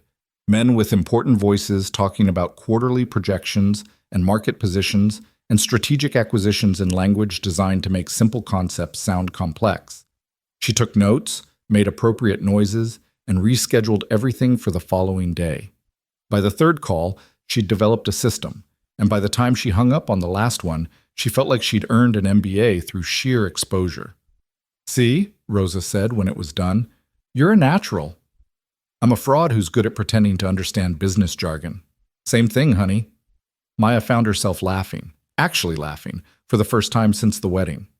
Rosa smiled and went back to whatever she was cooking that smelled amazing, and Maya realized with a start that she felt comfortable here.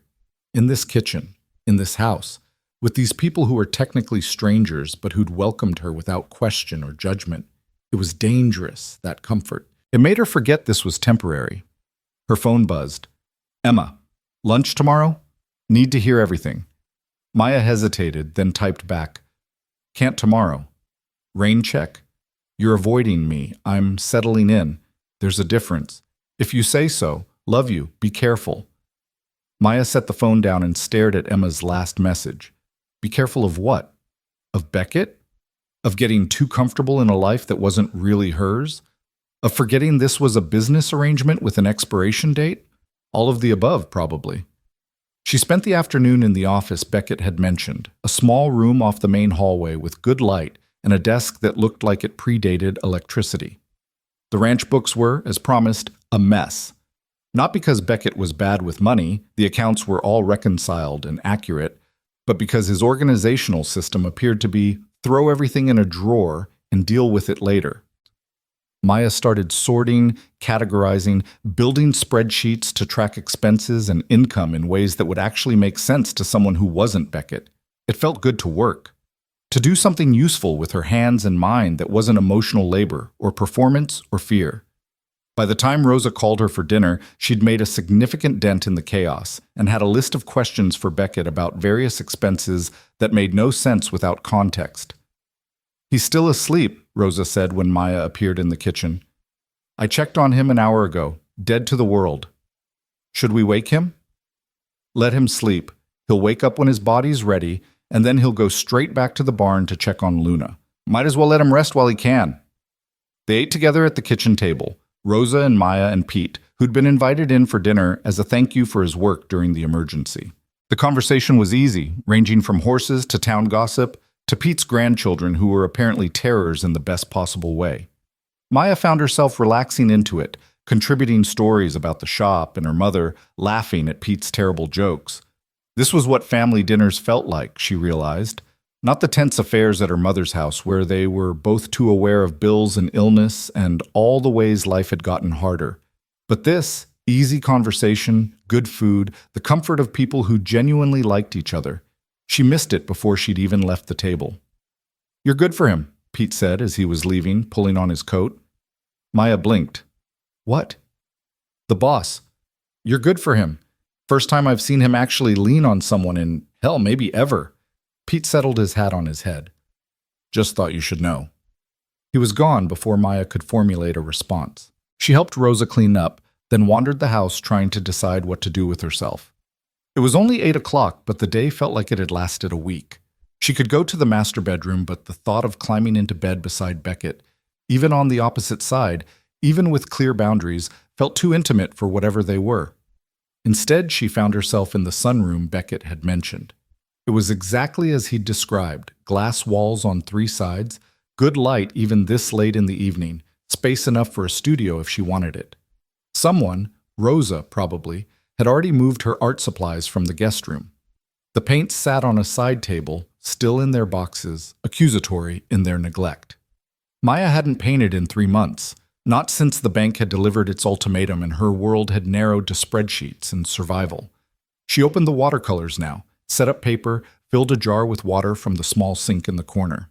And then she just sat there, brush in hand, staring at the blank page and feeling absolutely nothing. "Can't sleep either?" Maya jumped.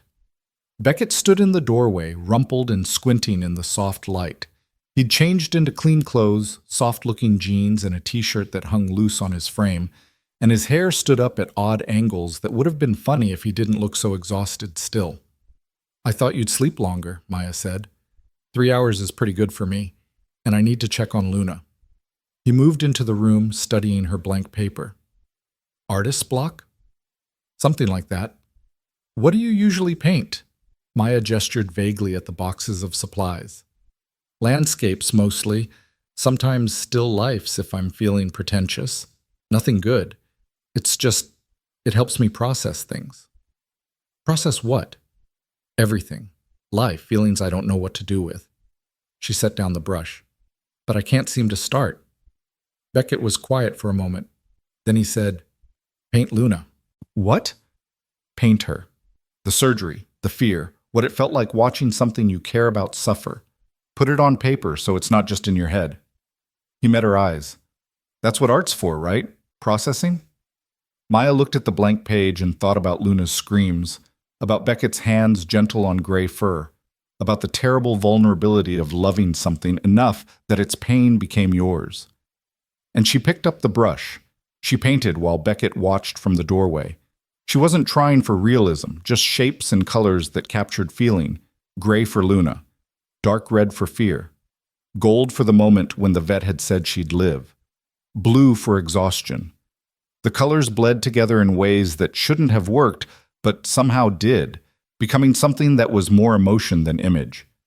When she finally set down the brush, Beckett was sitting in one of the chairs, watching her with an expression she couldn't read. It's not good, Maya said automatically. It's honest. He stood and moved closer, studying the painting. That's better than good. They stood in the quiet sunroom, the painting between them like a translation of something they couldn't say aloud. Outside, the sun had fully set, turning the sky that deep purple that only existed in Texas. The house settled around them with creaks and sighs. I should check on Luna, Beckett said finally. I'll come with you. They walked to the barn in comfortable silence.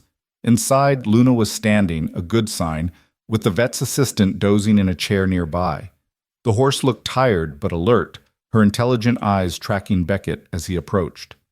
Hey, girl, he murmured, running his hands over her neck in that same soothing pattern from the morning. You scared the hell out of me, you know that? Luna huffed softly and leaned into his touch. Maya watched from a few feet back, giving them space, and felt something shift in her chest. This was who Beckett Shaw really was, not the hard businessman, not the massive cowboy who'd terrified her at the altar, but this. A man who spoke softly to horses and performed surgery at dawn and let himself care even though caring meant risking pain. She's going to be okay, Maya said quietly. Yeah, I think so. He looked at Maya over Luna's back. Thank you. For today. For the calls and the sleep and all of it. You didn't have to. Partners, remember? That's what you said? I meant it. I know. And she did. Whatever else was uncertain about this arrangement, that much was solid. They were partners. At least for now. They stayed in the barn for another hour, Beckett checking Luna's vitals and talking to the assistant about the recovery schedule, while Maya sat on a hay bale and answered emails from her mother about the shop repairs. It was peaceful in a strange way. Two people doing separate tasks in shared space, comfortable enough not to need constant conversation. When they finally walked back to the house, the stars were out in force. Maya had forgotten how many stars you could see away from town lights. The sky looked infinite and close at the same time, like she could reach up and touch the Milky Way. Beautiful, isn't it? Beckett said. Yeah, it really is. In the master bedroom, they navigated the awkwardness of shared space with exaggerated politeness. Maya took the bathroom first, changing into pajamas that felt too revealing even though they were just shorts and a t-shirt. When she emerged, Beckett disappeared with his own clothes, and she climbed into the massive bed, staying carefully on the right side. The bed was obscenely comfortable. The sheets were soft and smelled like cedar. And when Beckett finally emerged from the bathroom and climbed in on the other side, there was still 3 feet of space between them. Plenty of room. No reason to feel hyper-aware of his presence. Maya lay in the dark and listened to him breathe. Maya? His voice was quiet. Yeah? Gerald called while I was showering. He's coming by tomorrow, wants to see how we're settling in. The quotes were audible in his tone. Which means he's going to poke around, ask invasive questions, and generally make our lives difficult. Great, can't wait. I'm serious. He's going to look for cracks. So tomorrow we need to be... He paused, searching for the word. Unified. A team. Whatever he throws at us, we face it together. I know how to pretend, Beckett. This isn't pretending. This is survival. He shifted, and Maya sensed rather than saw him turn toward her in the dark. He could destroy this whole arrangement, take away the trust, freeze the assets, tie everything up for years, which means you don't get paid and your mother loses the shop after all. Maya's stomach dropped. He can do that? If he proves fraud? Yeah, he absolutely can. They lay in tense silence. Maya's mind raced through implications, through all the ways this could go wrong, through the casual cruelty of Gerald Morrison treating their lives like chess pieces. Then we convince him, she said finally. Whatever it takes. Whatever it takes, Beckett agreed. Maya wanted to ask what that meant exactly, but she was afraid of the answer, so instead she just closed her eyes and tried to sleep, hyper-aware of Beckett on the other side of the bed, of the lies they'd have to tell tomorrow, of how quickly this fake marriage was starting to feel like something else entirely. She must have eventually drifted off, because the next thing she knew, pale morning light was filtering through the windows and Beckett's side of the bed was empty. Maya sat up, disoriented, and found a note on his pillow written in angular handwriting. Gone to check Luna. Gerald arriving at 9. Rosa making breakfast. She checked her phone. 8:15. 45 minutes to prepare for an interrogation disguised as a social call. Maya showered quickly, changed into clothes that said comfortable wife, rather than temporary business associate, jeans and a soft sweater that had been her father's, and that she wore when she needed courage. She braided her hair the way her mother had taught her, applied minimal makeup, and studied herself in the mirror. She looked tired, nervous, young. She looked like exactly what she was, a woman in over her head playing a role she didn't understand, hoping she wouldn't get caught. You can do this, she told her reflection. 3 months, just 3 months. Her reflection didn't look convinced. In the kitchen, Rosa had outdone herself. The table was set like they were expecting royalty, good dishes, fresh flowers, enough food to feed a dozen people. It looked exactly like what a happy newlywed couple's breakfast should look like. Too much? Rosa asked, catching Maya's expression. It's perfect, thank you. Don't thank me yet. Wait until you've survived Gerald. Rosa poured coffee into an elegant carafe.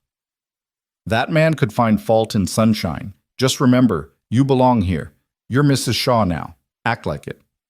Maya was saved from having to respond by the sound of the front door opening. Beckett appeared, still in barn clothes, dirt on his knees and satisfaction on his face. Luna ate breakfast, he announced. Full appetite, no signs of discomfort. Dr. Reeves thinks she's out of the woods. That's wonderful, Maya said, and meant it. He smiled at her, a real smile, unguarded and bright, and for a second she forgot they were performing, forgot Gerald was coming, forgot everything except that genuine joy looked good on him. Then a car door slammed outside and the moment shattered. He's early, Beckett muttered. Of course he's early. He disappeared down the hall, presumably to change, leaving Maya to answer the door when Gerald knocked precisely 3 times. She took a breath, channeled every ounce of confidence she'd ever possessed, and opened the door with a smile. Gerald, what a pleasant surprise! He looked exactly as she remembered. Expensive suit, calculating eyes, smile that promised nothing good. Mrs. Shaw, I hope I'm not interrupting. Not at all. We were just finishing breakfast.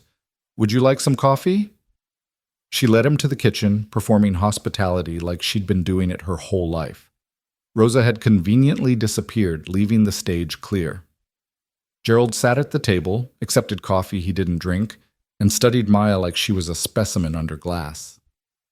So, he said, how are you finding married life? It's an adjustment, but good, really good. Is it? His tone suggested he didn't believe her. I imagine it must be quite different from your previous life. All this space, all these responsibilities. Different doesn't mean bad. Of course not. He sipped the coffee. And Beckett? He's treating you well? He's been wonderful. Wonderful, Gerald repeated, like he was tasting the word. Interesting choice. Most people who know Beckett wouldn't describe him as wonderful. Difficult, yes. Stubborn, certainly. Wonderful is new. Maya felt the trap closing but couldn't see the escape. Maybe you don't know him as well as you think. Oh, I know him. Gerald set down his cup. I've known him since he was 12 years old and his father brought him to his first board meeting. Angry kid, full of resentment, couldn't sit still for 5 minutes. Christopher used to say Beckett was too soft for business, too emotional, needed toughening up. He's plenty tough. Is he? Or is he just playing a role he thinks he should play? Gerald leaned forward. Here's what I think, Mrs. Shaw. I think you're both playing roles. I think this marriage is exactly what it looks like on paper, a transaction designed to access Christopher's trust. And I think within 3 months, you'll both drop the pretense and go your separate ways. You're wrong. Am I? Then prove it. His smile widened. Show me a real marriage. Show me partnership, intimacy, the kind of connection that can't be faked. Do that, and I'll release the trust, sign off on everything, leave you alone. But if I find evidence this is fraud, even a shred, I'll contest the will so thoroughly you'll both be tied up in probate until you're old and gray. Maya's hands clenched under the table. What exactly are you looking for? I'll know it when I see it, or when I don't. He stood. I'll be checking in regularly, weekly visits at minimum. And I'll be asking questions. Your friends, your family, people in town. Building a case one way or another. This is harassment. This is due diligence. Christopher's will, my responsibility. He headed for the door, then paused. One more thing. I spoke with your mother yesterday. Lovely woman. She mentioned how sudden this all was, how worried she is about you, almost like she doesn't think this marriage is quite what it appears to be. Maya's blood went cold. You talked to my mother? I talk to lots of people. It's amazing what you can learn when you ask the right questions. He tipped an imaginary hat. I'll see myself out. Give my regards to your husband when he finishes changing. The door closed behind him with a soft click that sounded like a gunshot. Maya sat frozen at the table, rage and fear warring in her chest. He'd talked to her mother. He'd interrogated the woman who'd raised her, who was too honest and too scared to lie convincingly, who probably confirmed every suspicion Gerald had. What did he say? Beckett stood in the doorway, clean and changed, reading the fury in Maya's face. He talked to my mother. He's building a case. He's going to destroy this. Maya's voice was shaking. We're going to lose everything because I couldn't even get my own mother to lie for me. Hey, hey! Beckett crossed to her in 3 strides, kneeling so they were eye level. Breathe, just breathe. We're not losing anything. You heard him. I heard a man trying to scare you. That's what Gerald does. He pushes until people break, and then he uses the pieces against them. His hands were warm on her shoulders, steadying. But you're not going to break. Neither am I. We're going to do exactly what he wants. Show him a real marriage. How? We barely know each other. We're living in separate emotional zip codes. The only thing real about this is the paperwork. Then we make it real. Maya stared at him. What? Not the marriage, not romance or love or any of that, but partnership, friendship, whatever we can actually build in 3 months. His eyes were intense. You were right at the wedding. We set the boundaries. We decide what this looks like, so let's decide it looks like 2 people who actually give a damn about each other. That's not enough for Gerald. Then we give him more. Public appearances, shared routines, small intimacies that married people have. He stood, pulling her up with him. Starting now, today. We stop sleeping in separate emotional zip codes and start acting like we're actually in this together. Maya wanted to argue, wanted to point out all the ways this could go wrong, how dangerous it was to blur lines that were supposed to stay clear. But Gerald's threat was still ringing in her ears, and the alternative was losing everything. Okay, she said. Okay, but I need you to promise me something. What? When this is over, when the 3 months are up and we've convinced Gerald and gotten the trust, we walk away clean, no complications, no hurt feelings, no pretending we're something we're not. She met his eyes. Can you promise me that? Beckett was quiet for a long moment. Then he nodded. I promise. 3 months, clean break, exactly like we planned. 3 months, Maya agreed. They shook on it like business partners, and Maya tried to ignore the voice in her head, whispering that some promises were easier to make than keep. The campaign to convince Gerald Morrison began with coffee. Not grand gestures or elaborate performances, but the small detail Rosa had mentioned, how Maya took her coffee. Beckett started paying attention. 2 creams, 1 sugar, stirred exactly 3 times. He started making it for her in the mornings before she was fully awake, setting the mug on the bathroom counter while she showered so it was waiting when she emerged. The first time he did it, Maya had stared at the cup like it might bite her. "What's this?" "Coffee. The way you like it." "I know what it is. Why did you make it?" "Because we're married, and married people do things for each other." He'd said it casually, like it was obvious, but Maya caught the calculation underneath. This was strategy. Every small kindness, every gesture of familiarity. It was all ammunition against Gerald's skepticism. It should have felt manipulative. Instead, it felt like something else, something Maya didn't have a name for yet. The second day after Gerald's visit, they drove into town together. Beckett had meetings at the Shaw Industries office, a modest building on Main Street that housed the administrative side of the empire, and Maya needed to check on the shop's repairs. They could have taken separate vehicles. Should have, probably, to maintain their independence. But Beckett had simply asked if she wanted a ride, and Maya had said yes without thinking, and suddenly they were in the truck together navigating the morning commute like it was routine. "Your mother's going to be there?" Beckett asked as they pulled onto the highway. "Probably. She's been there every day overseeing the restoration." "How is she, with everything?" Maya glanced at him, surprised. "She's worried. About me, mostly. She keeps asking if I'm happy." "What do you tell her?" "I tell her I'm fine." "That's not what I asked." Maya watched the landscape blur past her window. "I tell her I'm adjusting, that you're kind, that the ranch is beautiful, all true things that don't really answer the question." "Are you happy?" His voice was careful, like he wasn't sure he had the right to ask. "I don't know. Happy feels like the wrong word.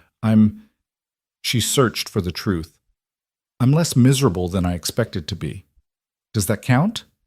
Beckett laughed, a real sound that transformed his face. "Yeah, I think that counts." They lapsed into comfortable silence after that, the kind that only happened between people who were starting to learn each other's rhythms. Maya noticed he drove with one hand on the wheel, the other resting on the center console. She noticed he favored country stations but switched to pop when a particular song came on that made him wince. She noticed the way he checked his mirrors obsessively, always aware of everything around him. Small details. The building blocks of knowing someone. The shop was a revelation.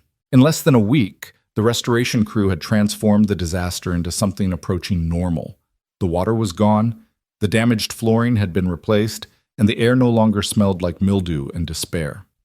Maya's mother was there as predicted, directing workers with the kind of focused energy Maya recognized from her own personality. "Mija!" Maria pulled her into a fierce hug the moment she walked through the door. "Look at this. Look what they've done. It's almost better than before." "It looks amazing, Mama." Maria pulled back, studying Maya's face with eyes that missed nothing. "You look tired. Are you sleeping?" "I'm sleeping fine." "And Beckett? He's treating you well?" Before Maya could answer, Beckett himself appeared from the back room, where he'd been examining the pipe repairs with the foreman. He'd removed his jacket, rolled up his sleeves, and somehow managed to look completely at home in the cramped vintage shop, despite being built for wide-open spaces. "Mrs. Calloway," he said, extending his hand. "Good to see you again." Maria took his hand but didn't shake it, instead pulling him into a hug that made Beckett's eyes go wide with surprise. "You call me Maria. We're family now." "Maria," he repeated, clearly uncomfortable with the affection but accepting it with more grace than Maya expected. "Thank you for this." Maria gestured at the shop. "The repairs, the crew, everything. You've saved us twice now." "It's not," Beckett started, then seemed to realize protest was useless. "You're welcome." They stayed for an hour, Maya reviewing paperwork with her mother while Beckett talked construction details with the foreman. Watching him interact with the workers, asking intelligent questions, offering suggestions, treating them with the same respect he showed everyone, Maya felt that strange shift in her chest again. He wasn't performing for Gerald here. Gerald wasn't watching. This was just who Beckett was when he thought nobody was keeping score. He's good for you, Maria said quietly, catching Maya watching him. Mama, I know what you're going to say. That this is complicated, that it's not what it looks like, that I shouldn't make assumptions. Maria squeezed her daughter's hand. But I see the way he looks at you, mija, and I see the way you look at him when you think nobody's watching. Maybe it started as business, but it's becoming something else. It's been a week. Your father knew in 3 days. Sometimes the heart moves faster than the head. Maya wanted to argue, but the words stuck in her throat. Because what if her mother was right? What if the careful boundaries she'd drawn were already dissolving, eroded by coffee made just right in late-night conversations and the simple act of existing in the same space day after day? That way lay disaster. That way led to hurt feelings and complicated endings, and exactly the kind of mess their contract was designed to prevent.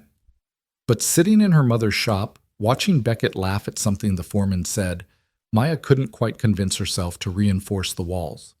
They had lunch at the diner 3 blocks from the shop, a local institution that had been serving the same menu since the 70s. Beckett ordered chicken fried steak. Maya got a burger. And when the waitress, Sheila, who'd known Maya since she was in diapers, cooed over the newlyweds and asked how married life was treating them, Maya found herself reaching across the table to take Beckett's hand without thinking. His fingers closed around hers automatically, warm and slightly rough from ranch work. They sat like that while Sheila gushed and took their order, and it wasn't until she'd walked away that Maya realized what she'd done. Sorry, she said, starting to pull back. I just thought, it's fine. Beckett didn't let go. Good instinct. People are watching. Maya glanced around. He was right. Half the diner was pretending not to stare while very obviously staring. She recognized most of them, friends of her mother, regular customers from the shop, people who'd known her family for years. They were all taking mental notes, stories to tell, gossip to spread. Perfect, really. Exactly what they needed. So why did it feel like something more than performance when Beckett's thumb traced absent patterns on the back of her hand? Tell me about your father, Maya said, partly to distract herself, partly because she realized she knew almost nothing about the man whose will had orchestrated all of this. Beckett was quiet for a long moment. What do you want to know? What was he like? Beyond the business stuff, beyond what everyone says, who was he? Complicated. Beckett stared at their joined hands. He built an empire from almost nothing, worked 18-hour days, expected everyone around him to match that intensity, my mother included. She seems devoted to his memory. She's devoted to what he represented, success, legacy, the idea that Shaw blood means something. His voice turned bitter. He loved her, I think, in his way, but that way mostly involved her being perfect and producing a perfect heir and never asking for anything that might interfere with business. That sounds lonely. It was. For both of them. He looked up, meeting Maya's eyes. He wasn't a bad man, just a driven one. And somewhere along the way, he forgot that people aren't assets to be managed, including his own son. Is that why you fight with your mother? Because she reminds you of him? I fight with my mother because she can't accept that I'm not him, that I don't want what he wanted, that I'd rather train horses than acquire oil fields. He smiled, but it was sad. She thinks I'm wasting my potential. Maybe she's right. She's not right. Potential isn't about making the most money or building the biggest empire. It's about becoming who you're supposed to be. Maya squeezed his hand. And from what I've seen, you're exactly who you're supposed to be. Beckett stared at her like she'd said something revolutionary. You really believe that? Yeah, I do. Their food arrived, breaking the moment, but Beckett held onto her hand for 3 seconds longer than necessary before releasing it to pick up his fork. They ate in companionable silence, sharing fries the way couples do, and when they left, Sheila called after them to come back soon, to bring that handsome husband more often, to enjoy being young and in love while it lasted. Young and in love.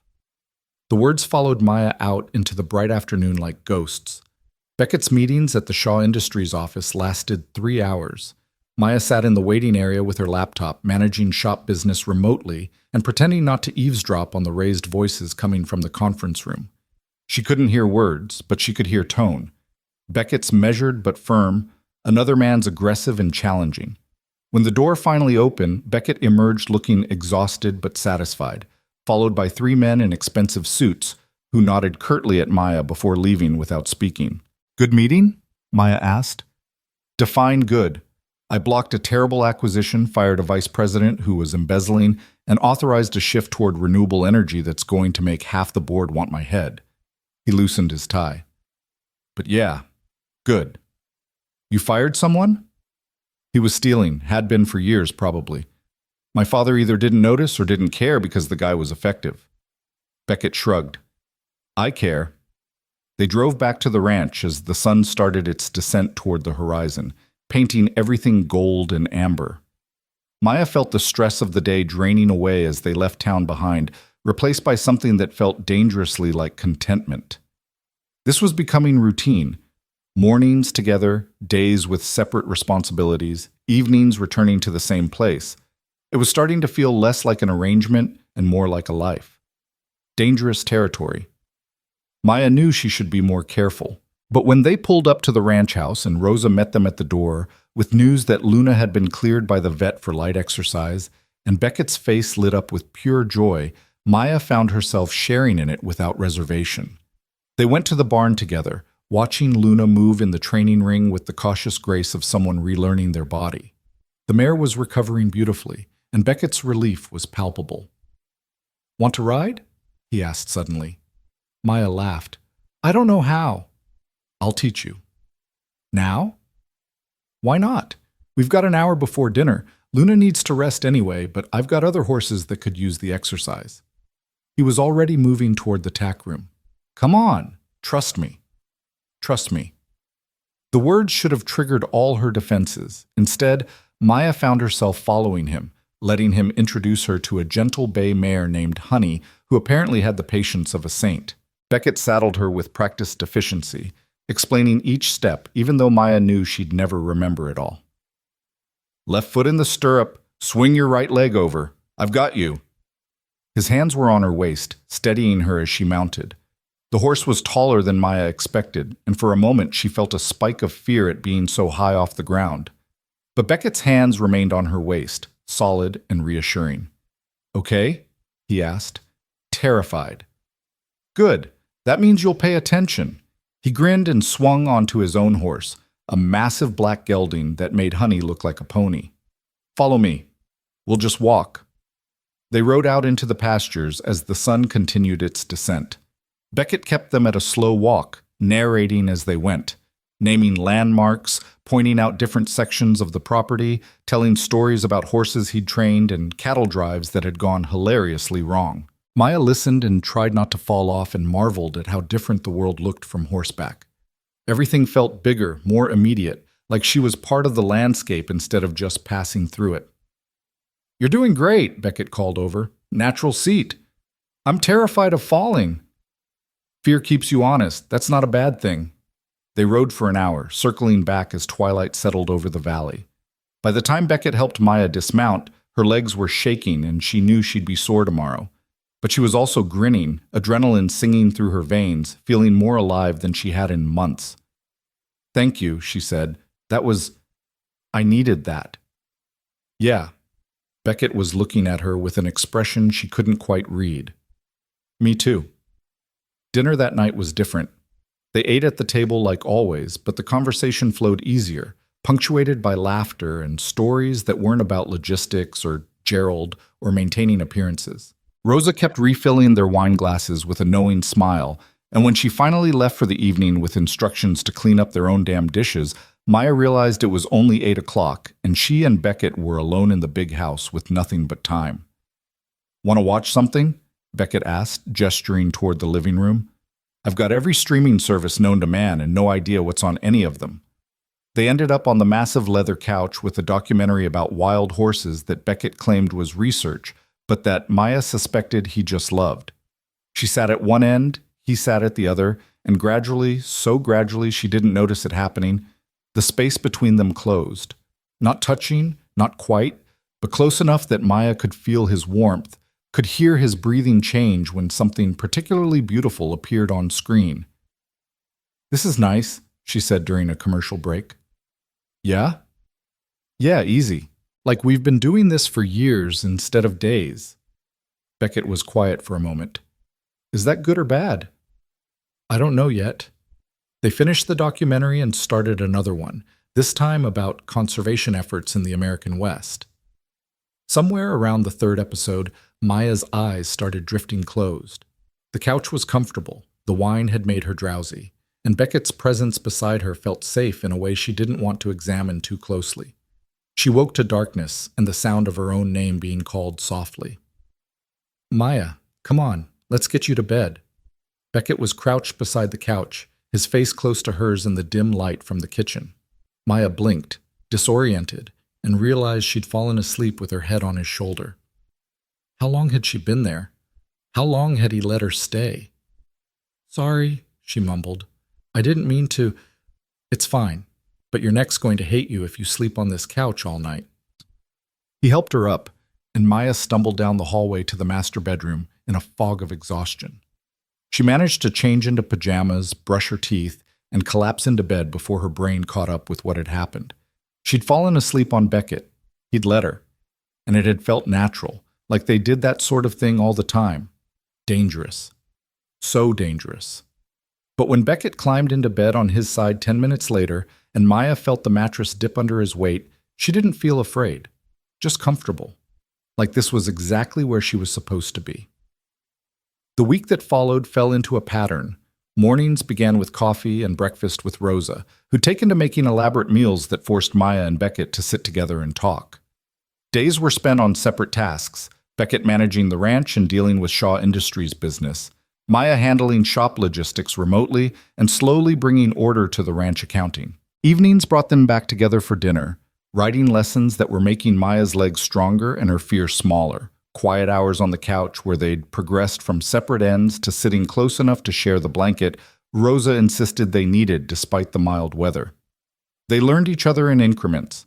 Maya discovered that Beckett was actually funny when he wasn't trying to maintain his stoic exterior, that he did impressions of the stuffed shirts from his board meetings that had her laughing until she couldn't breathe. Beckett discovered that Maya sang in the shower, badly, and that she organized everything by color, and that she got fierce about historical inaccuracies in period dramas to the point of pausing mid-episode to deliver lectures about Victorian fashion. They touched casually now, a hand on the small of her back when he passed behind her chair, his shoulder against hers when they reviewed paperwork together. Her fingers in his hair one evening when she'd noticed it was getting long and offered to trim it, which had turned into an hour of her playing barber, while he sat patiently and made terrible jokes about trusting her with sharp objects. Small intimacies, the kind Rosa had said they needed to convince Gerald. But it was getting harder to remember they were performing. On Thursday evening, exactly 10 days after the wedding, Gerald appeared at the door without warning. Maya answered his knock in sweatpants and one of Beckett's t-shirts, which she'd borrowed from the laundry that morning without thinking and which was about 3 sizes too big, and Gerald's eyes took in every detail. Mrs. Shaw, I hope I'm not interrupting. Actually, you are. We were just about to eat dinner. I won't take long. I just need to ask a few questions. May I come in? Maya wanted to slam the door in his face. Instead, she stepped back and let him enter, calling for Beckett as she led Gerald to the living room. Beckett appeared from the barn, still in work clothes, took one look at their visitor, and his expression shuddered. Gerald, this is getting old. I'm simply doing my due diligence. Gerald settled into a chair like he owned it. I wanted to follow up on a few things from our last conversation. Maya, you mentioned you're working from here. What exactly does that entail? Maya sat beside Beckett on the couch, close enough their legs touched, and walked Gerald through her new routine. Managing the shop remotely, handling the ranch accounting, the daily rhythm she and Beckett had established. She kept her voice even, professional, giving him nothing to grab onto. And you're comfortable with this arrangement? Living so far from your mother, from everything you knew? I'm adjusting. It helps that Beckett's been so supportive. Supportive how? He helps save the shop.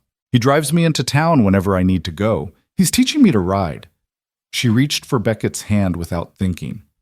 He makes me coffee every morning exactly how I like it. Gerald's eyes tracked the movement, noting the casual intimacy. How sweet. And Beckett, you're finding marriage agreeable? Very. Beckett's thumb traced patterns on Maya's hand, the same absent gesture from the diner. Maya's been exactly what this place needed. What I needed.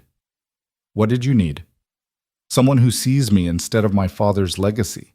Someone who cares about the horses and the ranch, not just the money. He looked at Maya as he said it, and something in his expression made her breath catch. Someone real. The words hung in the air between them, and Maya couldn't tell if he was performing for Gerald or telling the truth. Maybe both. Maybe neither. Maybe the line had blurred so completely that not even Beckett knew anymore. Gerald asked more questions about their daily schedule, about arguments they'd had, about future plans. Maya and Beckett answered in tandem, their responses overlapping and complementary, like they'd rehearsed it, which they hadn't. It was just that after 10 days of living together, of learning each other's rhythms and tells and ways of moving through the world, they'd developed a natural synchronization. Or maybe that was just what Maya wanted to believe. Finally, Gerald stood. Well, you're certainly presenting a united front, almost too perfect if I'm being honest. What's that supposed to mean? Beckett asked. It means real marriages have conflict, disagreements, moments where the cracks show. Gerald smiled his predatory smile.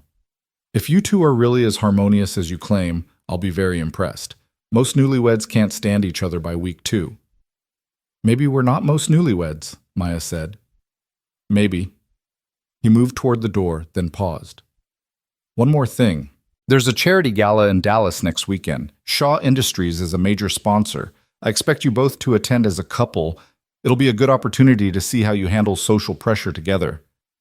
We'll be there, Beckett said flatly. When Gerald finally left, Maya sagged against Beckett like a puppet with cut strings. I hate him. I know that's unproductive, but I really, genuinely hate him. Join the club. Beckett wrapped an arm around her shoulders, pulling her against his side in a gesture that had become increasingly natural. But we did good. We convinced him. Did we? I think so. You were perfect. Maya turned her face into his chest, breathing in the smell of hay and leather and something that was just Beckett. I'm not perfect. I'm terrified we're going to slip up, and he'll catch us and everything will fall apart. We won't slip up. How can you be so sure? Because... He paused, and Maya felt his chest rise and fall with a deep breath. Because this doesn't feel like pretending anymore, at least not to me. Maya's heart stuttered. She should pull away. Should reinforce the boundaries they'd promised to maintain. Should remind him that this was temporary, that in less than 3 months they'd go their separate ways, that getting emotionally invested was the worst possible idea. But she didn't. She just held on tighter and let herself believe for a moment that this could be real. The moment stretched between them, fragile and electric. Then Rosa called from the kitchen that dinner was getting cold and the spell broke. They pulled apart, but Beckett's hand found Maya's as they walked to the dining room, and he didn't let go until they had to pick up their forks. That night, lying in bed in the darkness, Maya stared at the ceiling and tried to sort through her feelings. When had this stopped being a performance? When had Beckett stopped being the intimidating stranger who'd bought her at their wedding and started being someone she actually cared about? When had the 3-month deadline started feeling less like freedom and more like a countdown to losing something precious? You awake? Beckett's voice came from the darkness beside her. Yeah. What I said earlier about it not feeling like pretending. He shifted and she could feel him turning toward her, though she couldn't see his face. I meant it, but I also want you to know, if you need to maintain distance, if this is getting too complicated, I understand. The contract still stands. 3 months, clean break, no obligations. Is that what you want? I want you to feel safe, whatever that means. Maya thought about safety, about the walls she'd built to protect herself, about the careful distance she'd tried to maintain, about how thoroughly Beckett Shaw had dismantled her defenses without even trying. Was safety the same as protection? Or could it be something else? Something that looked like trust and vulnerability and letting someone see the parts of you that scared you most? I don't feel unsafe, she said quietly. I don't know. Uncertain, but not unsafe. Okay. A pause. Can I ask you something? Yeah. Do you regret it? Saying yes? Marrying me? The question hung in the darkness between them. Maya thought about the shop, about her mother's relief, about the security that had come from Beckett's intervention. But she also thought about the morning coffee, the writing lessons, the easy laughter and comfortable silences, the way he'd held her hand through Gerald's interrogation, the feeling of falling asleep with her head on his shoulder. No, she said finally. I don't regret it. Not anymore. She heard Beckett exhale, a sound that might have been relief. Good. That's good. They lay in the darkness after that, not touching, but close enough that Maya could feel his warmth radiating across the space between them. She should say something else, should maybe address the growing feelings that were making their arrangement increasingly complicated. But the words wouldn't come. Or maybe she was just too scared to say them out loud. So instead she just closed her eyes and let herself drift, comforted by the knowledge that she wasn't alone in this massive bed, in this massive house, in this increasingly massive mess of feelings that had started as a simple transaction and become something else entirely. The next morning brought news that Luna was well enough to return to her normal pasture. Maya helped Beckett walk the mare out, watching as he released her to run free with the other horses for the first time since the surgery. Luna moved carefully at first, then with increasing confidence, finally breaking into a canter that made Beckett laugh with pure joy. Look at her go, he said, his arm sliding around Maya's waist like it belonged there. She's going to be fine. Better than fine. Maya leaned into him, letting his warmth seep into her bones, and watched the gray mare run across the field in the morning light. Everything felt possible in that moment. Recovery, transformation, the idea that something broken could be mended into something even stronger than before. Maybe that applied to more than just horses. We should celebrate, Maya said impulsively. Dinner in town tonight, somewhere nice, my treat. Beckett looked down at her, surprised. You don't have to. I know, but I want to. Luna getting better, the shop being saved, all of it. We should mark the moment. A real date? The word sent a thrill through her that Maya absolutely shouldn't feel. Sure. A real date, or a fake date, whatever this is. Whatever this is, Beckett echoed, and when he smiled, it transformed his entire face into something young and hopeful and utterly devastating. They spent the day in separate preparation, Beckett dealing with ranch business while Maya dove into her closet, trying to find something appropriate for dinner that wasn't jeans or the wedding dress. She finally settled on a simple black dress she'd brought from home, something her mother had given her for Christmas years ago that still fit perfectly. Rosa appeared in the bedroom doorway as Maya was struggling with her zipper. Need help? Please. I can't quite reach. There. Thank you. Rosa studied Maya in the mirror with sharp eyes. You look beautiful. Nervous, though. Why nervous? I'm not nervous. Liar. You've been pacing for an hour. Rosa's reflection smiled. It's just Beckett. The man you see every morning before you've had coffee. Why so worked up? Because this feels different, real, like we're not playing roles anymore. Maya met Rosa's eyes in the mirror. What if I'm reading this wrong? What if he's still just performing for Gerald and I'm the idiot catching feelings? Oh, honey. Rosa turned Maya around to face her. That man hasn't been performing for weeks. Maybe he doesn't know it yet. Maybe he's still telling himself this is strategy, but the way he looks at you, that's real. Trust an old woman who's seen her share of marriages, both real and fake. This one's heading toward real fast. But we have a contract, an ending date. This was supposed to be simple. Nothing about people is simple. You can make all the contracts you want, sign all the papers, promise clean breaks and no complications. But hearts don't care about paperwork. Rosa patted her cheek. The question is, what do you want? Really want? Maya didn't answer because she couldn't. Because what she wanted was terrifying in its simplicity. She wanted this to be real. Wanted the coffee and the writing lessons and the quiet evenings to continue past the 3-month deadline. wanted to know if what she was feeling might be matched by what Beckett felt, or if she was building castles on foundations of convenience and proximity. She wanted to believe that marriages built on practicality could transform into love, that two strangers forced together by circumstance could choose each other when the force was removed. She wanted the fairy tale she'd stopped believing in years ago. "I want to not screw this up," she said finally. "Then be honest. With him. With yourself. Whatever happens, at least you'll know you tried." Rosa squeezed her shoulder. "Now go. Your fake husband is waiting to take you on your real date, and I want a full report tomorrow." Beckett was waiting in the living room in dark slacks and a white button-down that fit him in ways that should be illegal. His hair was still slightly damp from the shower, curling at the edges, and when he saw Maya, his eyes went wide. "You look—" He stopped, swallowed. "Really beautiful."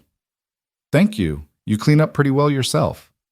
They drove to town in the truck because Beckett's car was apparently too formal, and they'd already established the truck as their vehicle. Maya found herself chattering nervously about nothing: the weather, the shop updates, a documentary she'd started watching. Beckett listened with a small smile, occasionally interjecting, but mostly just letting her talk until her nerves settled. The restaurant was the nicest place in town, which wasn't saying much in a community of 3,000, but it had white tablecloths and candles and a wine list that extended beyond red and white. The hostess seated them at a corner table with a view of Main Street, and when Beckett pulled out Maya's chair for her, she had to remind herself this was still performance, still part of convincing the town they were really married, except there was no one here to perform for, just them and the quiet restaurant and the weight of everything unspoken between them. "So," Beckett said after they'd ordered, "a real date. A real fake date. Is there a difference anymore?" Maya looked at him across the candlelight, at the way the flame painted shadows on his face, and decided Rosa was right. Honesty was the only way forward. "I don't know," she said. "Is there?" Beckett set down his water glass carefully. "I've been thinking about that, about what's real and what's performance, and I realized something this week." "What?"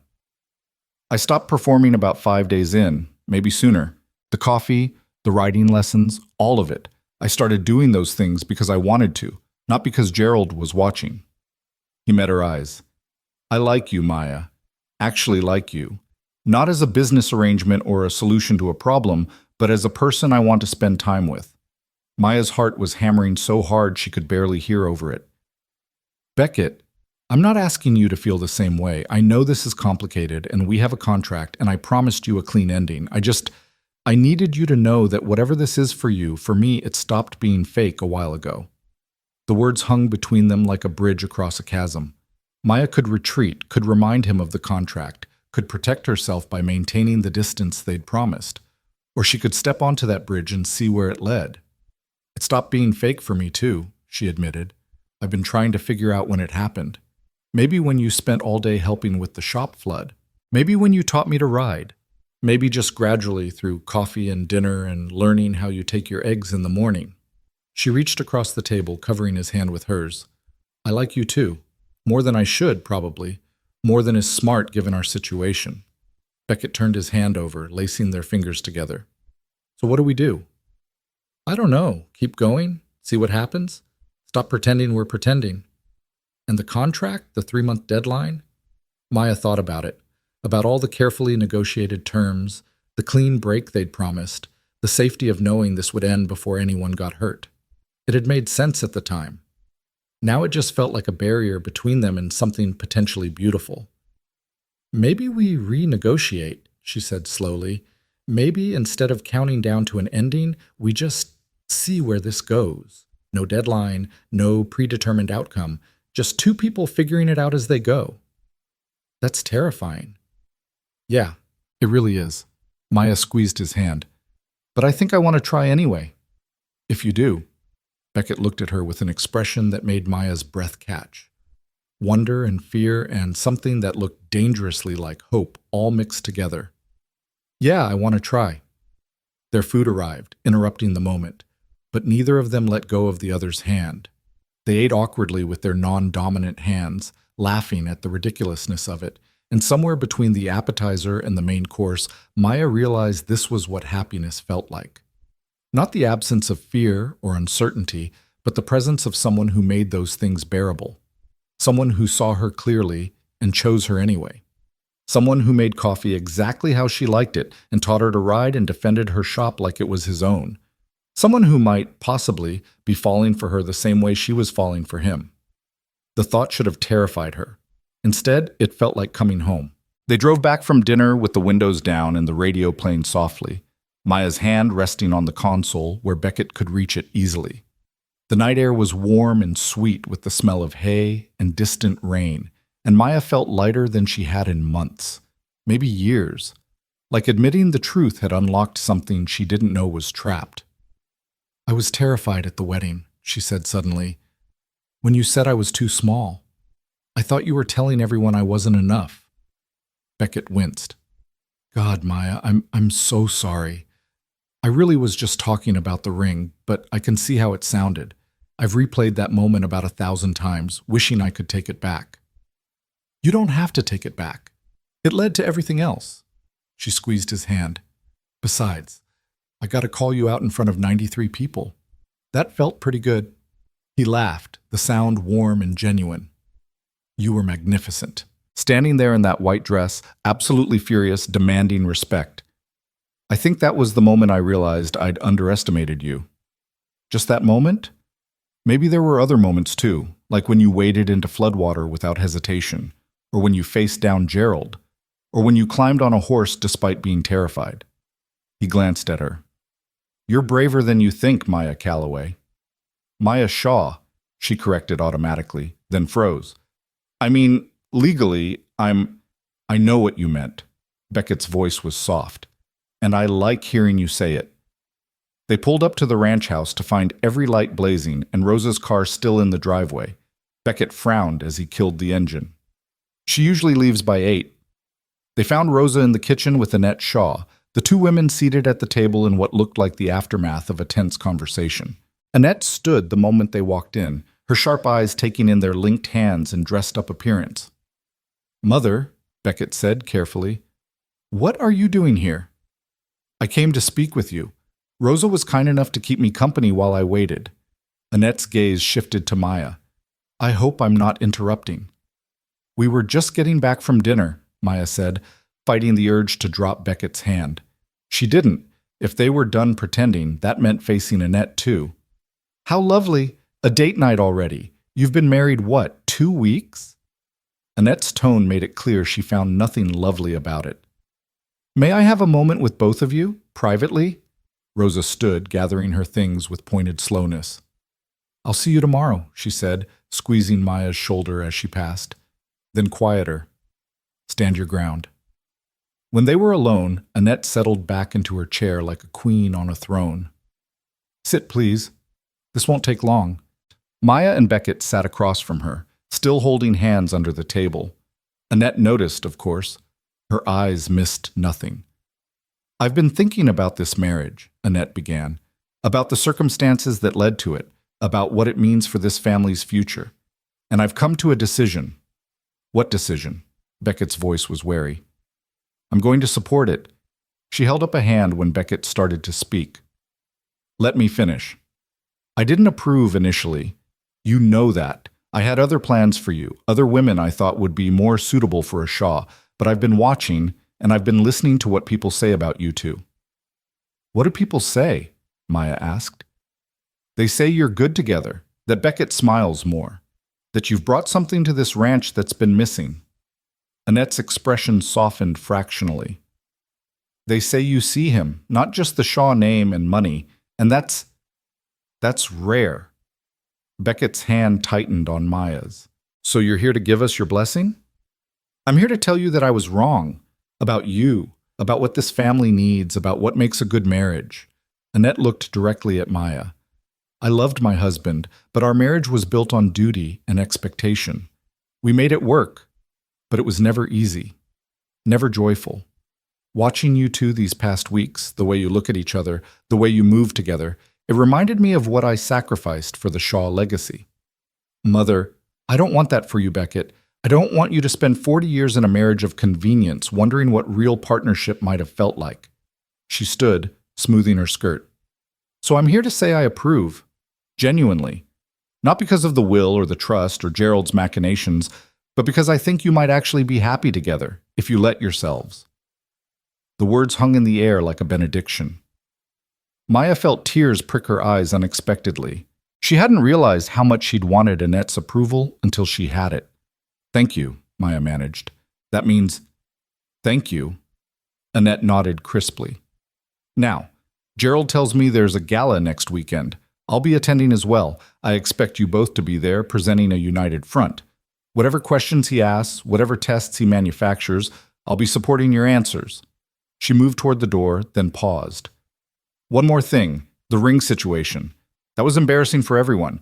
Get it properly sized, Beckett. Details matter. She was gone before either of them could respond, her car pulling away in a spray of gravel that seemed very unlike composed Annette Shaw. Did that just happen? Maya asked. I think my mother just gave us her blessing. Beckett sounded dazed. She never gives blessings. She gives conditions and ultimatums and occasionally begrudging acceptance, but not blessings. She loves you. She just had a strange way of showing it. Yeah, maybe. He pulled Maya to her feet, wrapping his arms around her waist. But I don't want to talk about my mother right now. What do you want to talk about? Nothing. I want to stop talking entirely. He kissed her, and it was nothing like the brief, formal kiss at their wedding. This was deep and searching, his hands tangling in her hair, her body pressed against his in a way that made her forget where she ended, and he began. Maya kissed him back with everything she'd been holding in, the fear and hope and growing feelings she'd tried to deny. When they finally broke apart, both breathing hard, Beckett rested his forehead against hers. I've wanted to do that for days, he admitted. Why didn't you? Because I promised you boundaries, safety, control over what happened between us. He pulled back enough to meet her eyes. I'm not going to take anything you're not ready to give. Maya's heart expanded in her chest until she thought it might burst. What if I'm ready to give more? Then tell me. Use your words, Maya. Tell me what you want. What she wanted was complicated and simple all at once. She wanted this man who made her coffee and taught her to ride and defended her family like it was his own. She wanted the life they were building, the partnership that had grown from a business transaction into something real. She wanted to stop being afraid that it would all disappear, stop protecting herself from hurt by keeping pieces of her heart locked away. She wanted all of it, and she wanted him to know. I want you, us, she said clearly. Not because of the contract or Gerald or anything else. Just you, this, whatever we're becoming. Beckett kissed her again, slower this time, like they had all the time in the world. And when he swept her into his arms, literally picked her up like she weighed nothing, and carried her down the hall to the master bedroom, Maya laughed with pure joy at the absurdity and romance of it all. They made love slowly, learning each other the way they'd been learning each other for weeks, through attention and patience and genuine care. Afterward, wrapped in sheets in each other's arms, Maya felt a peace she'd never experienced before, like all the jagged pieces of her life had finally aligned into something whole. No more separate sides of the bed, Beckett murmured against her hair. No more separate anything, Maya agreed. They fell asleep tangled together, and when Maya woke in the deep hours of the night, she let herself watch him sleep. His face was softer in sleep, younger, the hard edges smoothed away. She traced the scar through his eyebrow with a gentle finger, and he stirred slightly but didn't wake.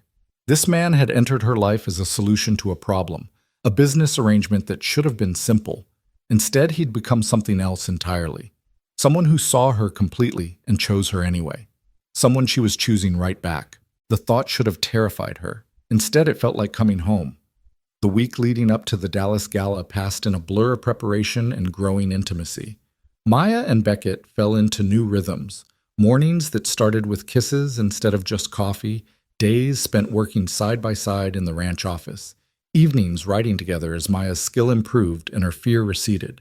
They talked about everything and nothing, filling in the gaps of each other's histories, building the foundation that their rushed beginning had skipped. Maya learned that Beckett's scar came from a childhood accident with a horse that had taught him to respect animals' boundaries.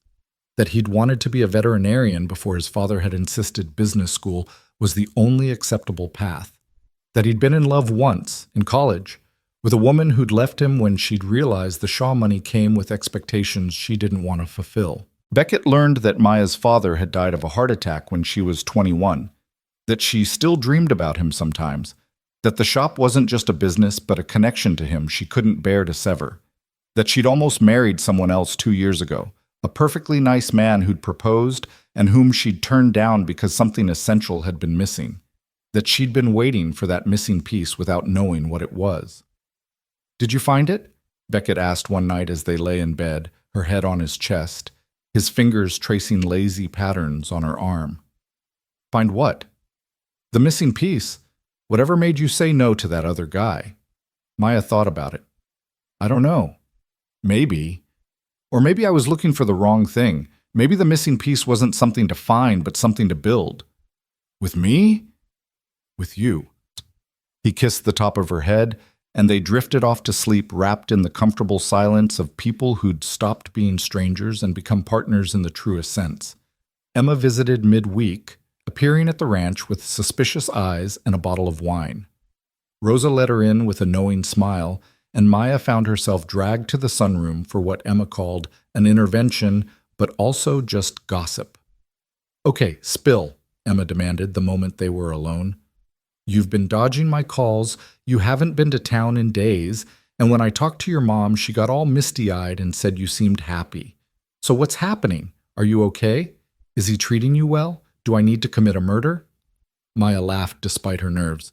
"No murder necessary. I'm really good, better than good. Define better than good." So Maya told her. Not everything, some things were too private, too new, but enough. The way the arrangement had shifted from business to genuine connection. The conversations and shared moments. The terrifying realization that she was falling for her husband despite every intention to keep things simple.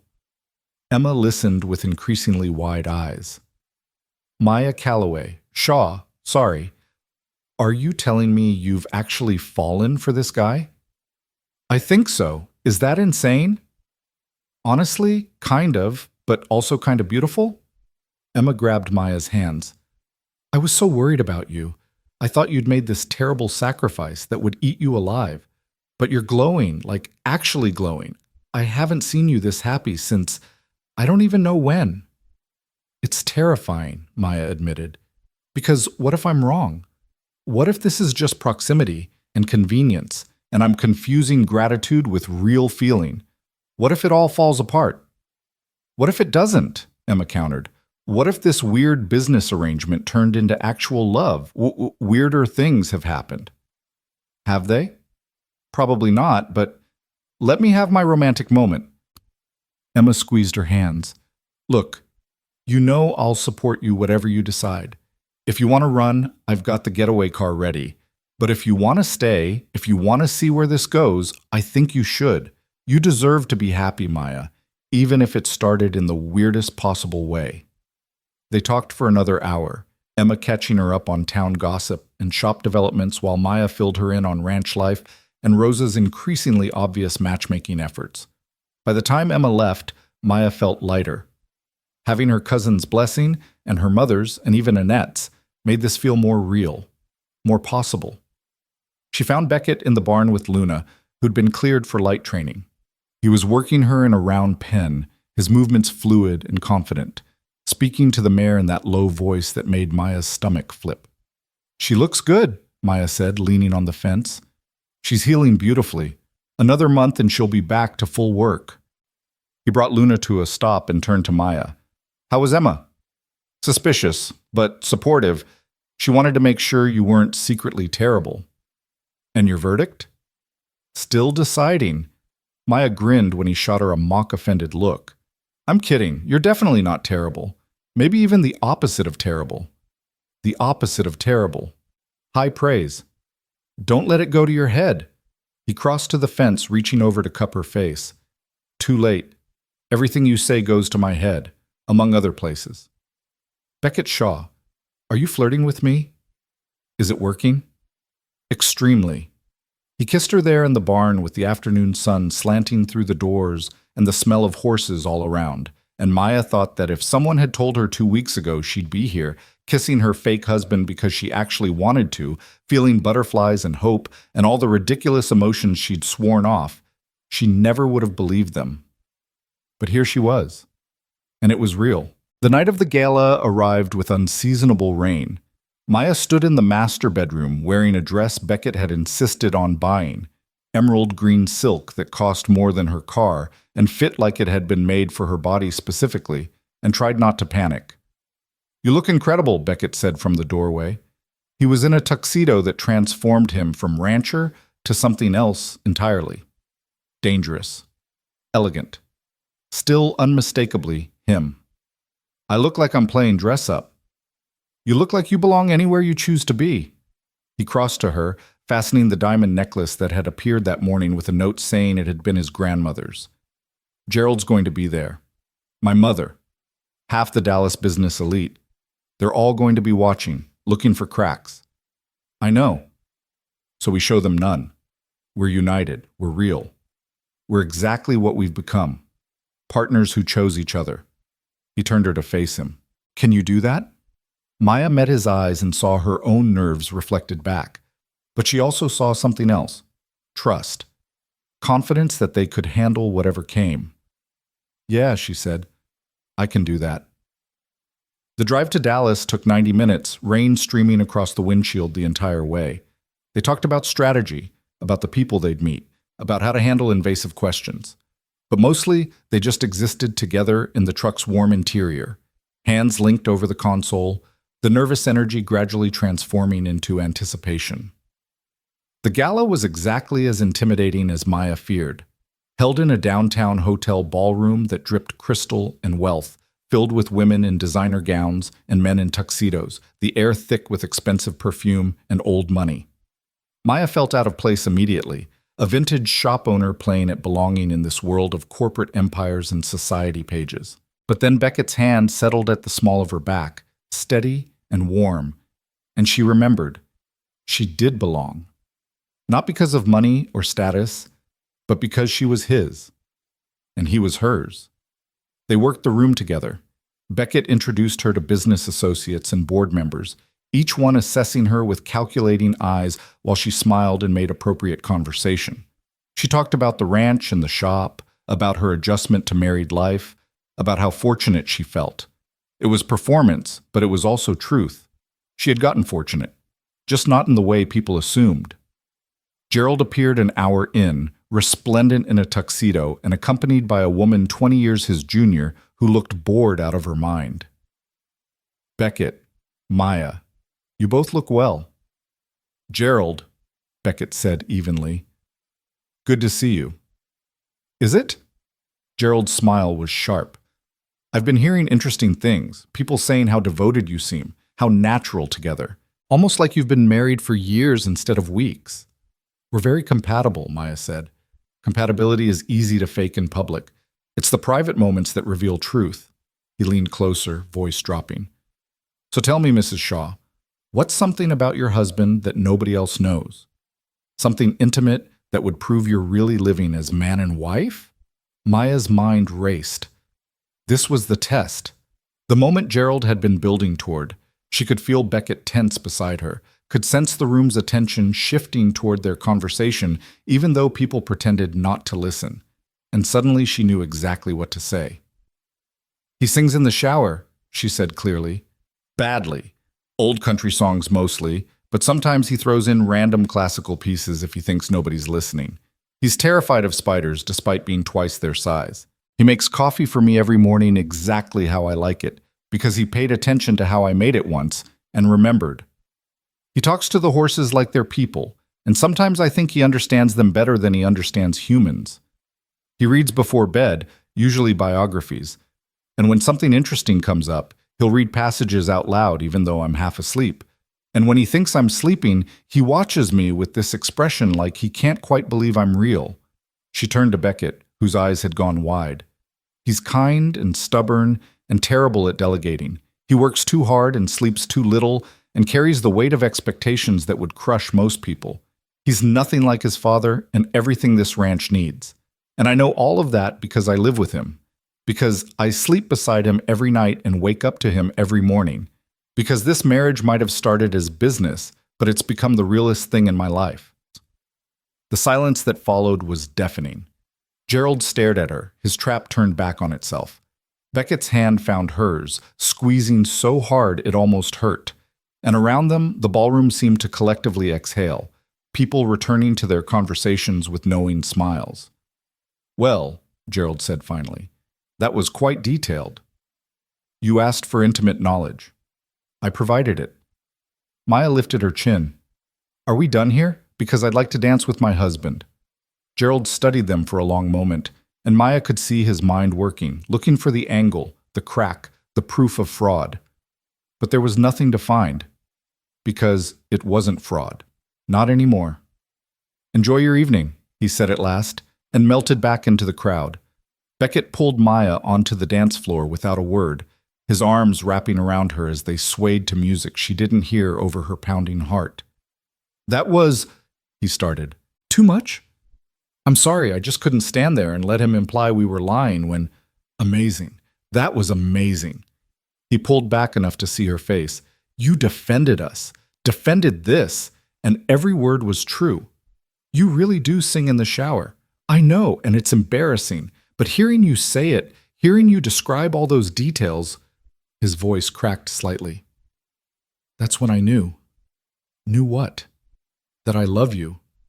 The words came out simply, without ceremony, like he was stating a fact as obvious as the rain outside. "I love you, Maya. Not because of the contract or the arrangement or convenience, because you're brave and brilliant and you see me, really see me, and you chose me anyway. Because you stood in our barn painting your feelings and taught me that vulnerability isn't weakness. Because you make coffee taste better and mornings feel possible and the whole damn world seem less heavy." Maya's eyes filled with tears. "Beckett, you don't have to say it back."